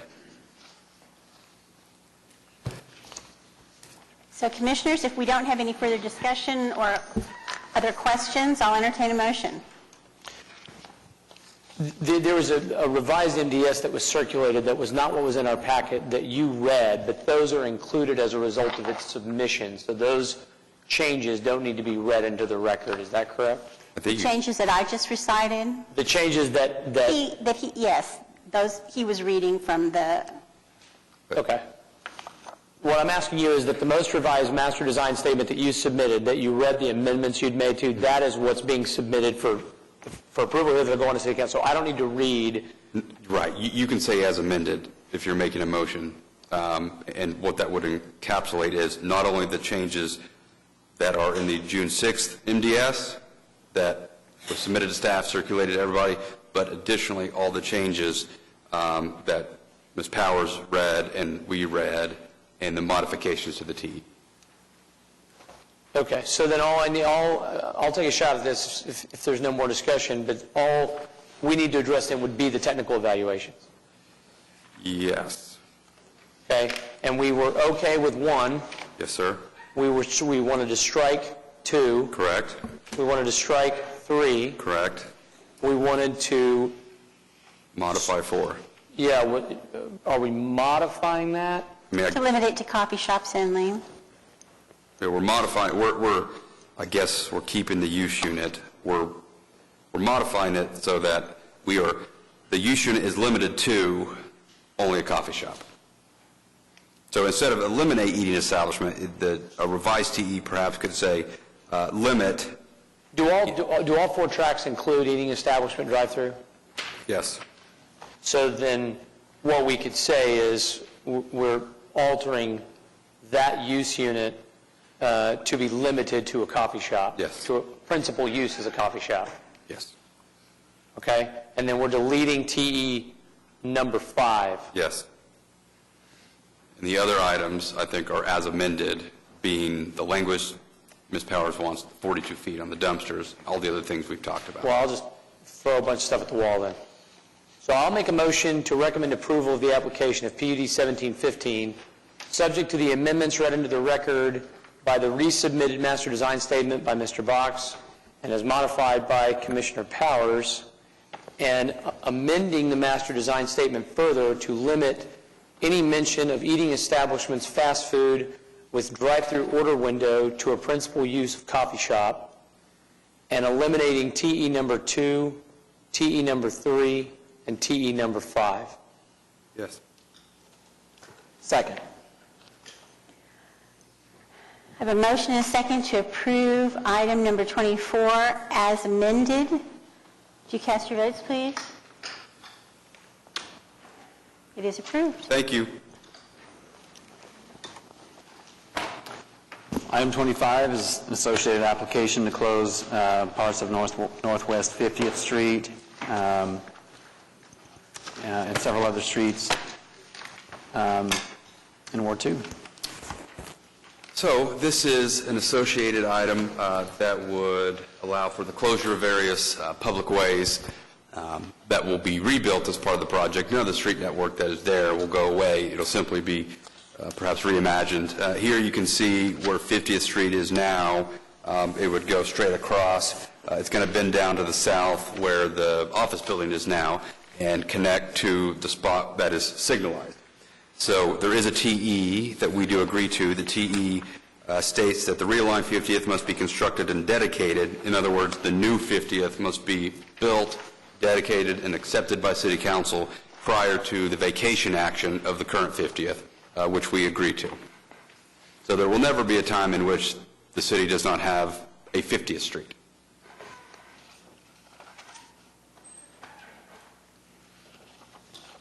Do we have any questions, Mr. Boggs? I don't have anyone signed up to speak. Is there anyone else who wants to be heard? Mr. Porch?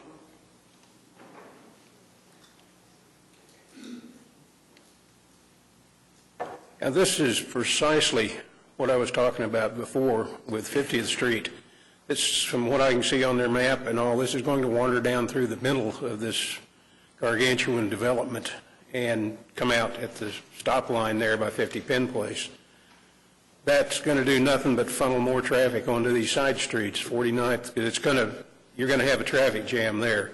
You'll be reading about that in the paper along with Memorial and Penn on the north side. And it's going to make a tremendous mess by the time people get down there and stack up. And to Commissioner Cravens, I'd like to talk to the people in the traffic department to think that's going to improve the flow of traffic in that area. It just defies all reason that they would come to that conclusion.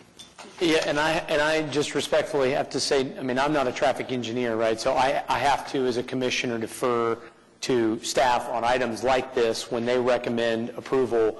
I don't have it. I mean, that's really impactful to me, as impactful as it would be if they recommended denial. Yeah, I'm not accusing you of that. I know you got it from traffic, but I'd like to see their reasoning on that, because you got 400 apartments emptying out there, coming home, hopefully retail trade coming into whatever's going to be in this development. I'd just like to see the reasoning behind that. So that is pretty much, I just hope that you all will remember the long-term development of this by the time it really gets developed and turns into a hot mess, which it has all the potential to do as far as traffic and infrastructure, as well as the property value of the units. Well, I got mine on 49th. It will be something to be remembered, I'm sure. So I hope you consider that when you cast your votes. Thank you. Thank you. Speaking for myself, I, for one, have it very clearly in mind. If I thought that this project were not an asset to the city and to this area, I would not be in support of it. So I know it may seem counterintuitive, but I do believe that the design of the project will improve many things about the area, including traffic flow. I guess we'll have to agree to disagree then. Okay. Commissioners? If there's no more discussion, I'll make a motion to approve CE 988. Second. I have a motion and a second to approve item number 25. Would you cast your votes, please? It is approved. Item 26 has been continued. Item 27, election of Planning Commission officers. I will blatantly say that I would very much like to serve another year as chairman, and that I've asked Mr. Cravens if he would be willing to serve as vice chairman, and he has agreed to do that. So, If there's, I want to let folks clear out, but I think we should consider as a commission whether we want to go back to the policy of rotating these positions, of having people serve in the capacity as chair and vice chair on an annualized basis, and moving that around. I think there's some wisdom in that. I think it probably gives everybody a chance to serve. It moves the role around. I think it's a good look from the perspective of the public, in my opinion. And it's certainly something that I think there have been instances, where we've had very long-running chair people. I don't think that's a great move for us as a commission. I don't know how you guys feel about it, but I'm just making the comment that I think it really is better for the commission to have that rotate around on an annualized basis as opposed to a concentrated person serving in that role regularly. Are you saying like a set term limit, like we would just say you can only serve so many consecutive terms in a row? Or? Our officers are elected per year, right, for a reason, and I think the idea is that that chair moves around.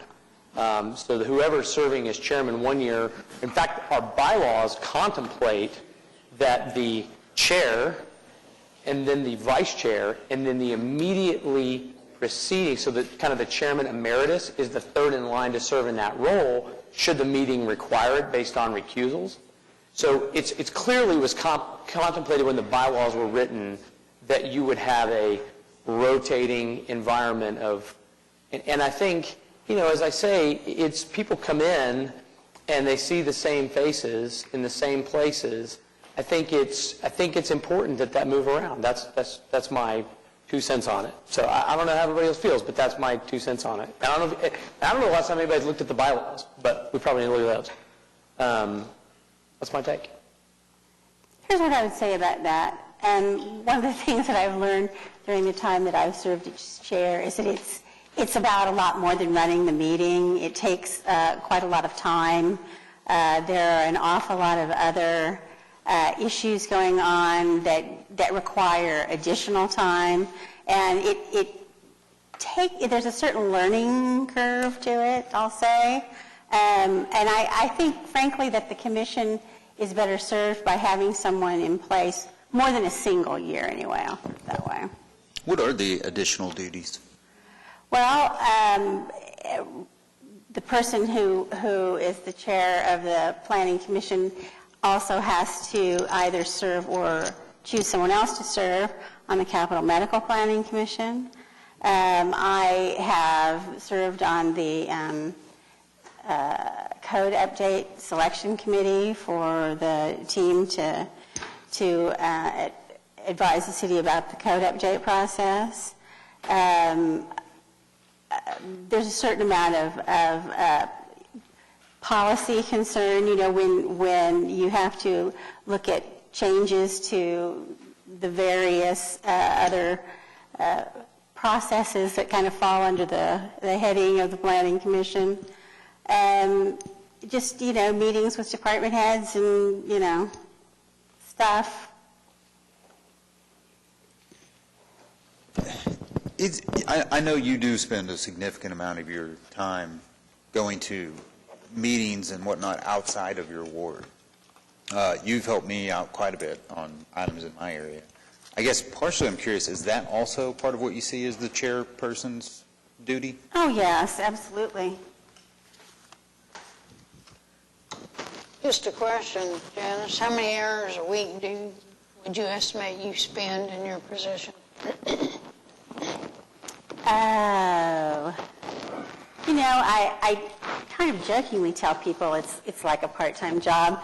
I think in the last year, especially with the change in the commission, because we have so many new members, and so there's not quite the same level of just reliance on individual commissioners' familiarity with, how their own wards operate and that kind of thing. It's probably increased a bit.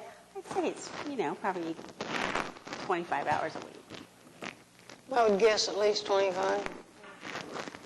Well, I know it's a tremendous learning curve. If you would remind me,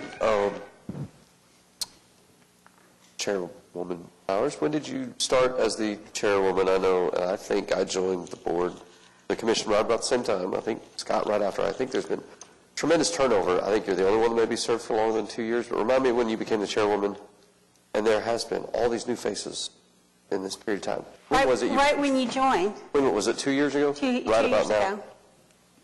Okay, so you've served for 2 years. Right. And everybody is joined at that point, or even more recent. Okay. Time just flies. I couldn't remember if it was a year, 2 years, 3 years. I thought it was 2. Well, I might say, appreciate both your comments and perspectives, and I don't think Scott's comments are to you specifically. I do think he's referring to the role. He's mentioned it to me just very briefly. I think it's about the role. I'm somewhere in the middle that I think it rotated on occasion is good. I don't know about a required structured once a year. I'm not sure everybody on this horseshoe wants to serve as a chair. I don't. I don't want to have a turn. I don't have the time. I don't yet have the experience and the knowledge of things. I enjoy being a commission member, but I don't think I'll ever want to be the actual chair. So some healthy turnover, I can appreciate his perspective. I think that might be good. My personal feeling, since there's been so much turnover, and you have done a good job in the 2 years that I've been on of serving the role actually as a chair, you've not always gotten your way. There's been times where everybody here has disagreed, and you have continued on to the next item, and I've appreciated that. It's not that you don't get your way by, gosh, you're not going to be the chair. So you have handled the chair position, I think, very well. So time is flying, but 2 years, I'm still in favor of you serving another one, maybe not forever, but anyway, that's my comments, is maybe the second most tenured, just barely before I think Scott joined. Right, like the next month or something, so not claiming some high seniority to Scott, but it's just been a lot of turnover, and you've done a good job as 2 years. So I'm in for one more year of the same chair, and then you started by saying you think we should have a discussion about it rotating more. I'm fine with that as well, but if anybody wants to discuss it more, they can here, but I would be more in favor of discussing it in greater detail after I'm in favor of her this year, but anybody else wants to discuss it more now, that's fine as well. I'd just like to say I pretty much agree with all of that. I also don't want to be the chair. If there was a rotating thing, then whoever wanted to be and got voted in to be the positions of vice and whatever the third one was, those rotating, sure. I would love to not rotate onto it. So, but you can certainly always refuse a nomination. Yeah, I do get the logic. I think that kind of stuff makes sense. Institutional knowledge is important, but I think also, just like anywhere, change and turnover is good as well. So, anyway.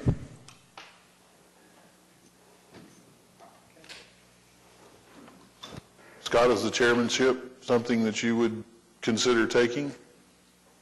Yeah, I think so. I think it's if I want us as a group to decide how that's going to go, and I don't think everybody should feel like they have to serve, but I think it's a good look to the public that it rotates around. So if everybody's comfortable with that, then I'm comfortable with that too. I think that's a fine course of action, but I think I wanted to have that discussion before we moved on, because I think 5 or 10 years in a seat is a long time.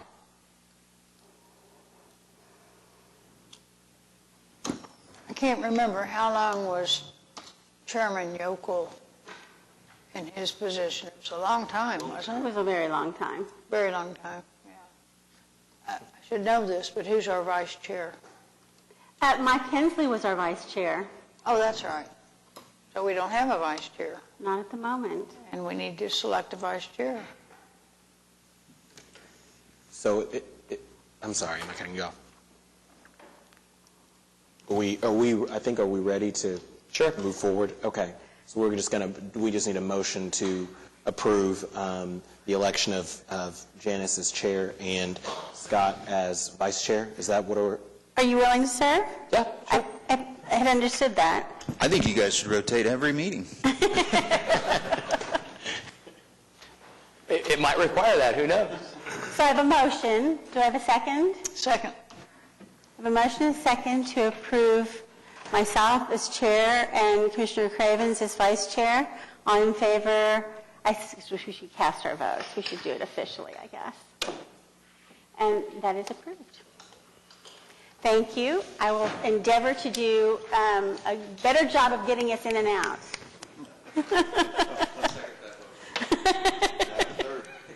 You do a great job. I think that's all. Are we done? Yeah. So, okay, I always, You have a the last few down. little list, I always have to go down.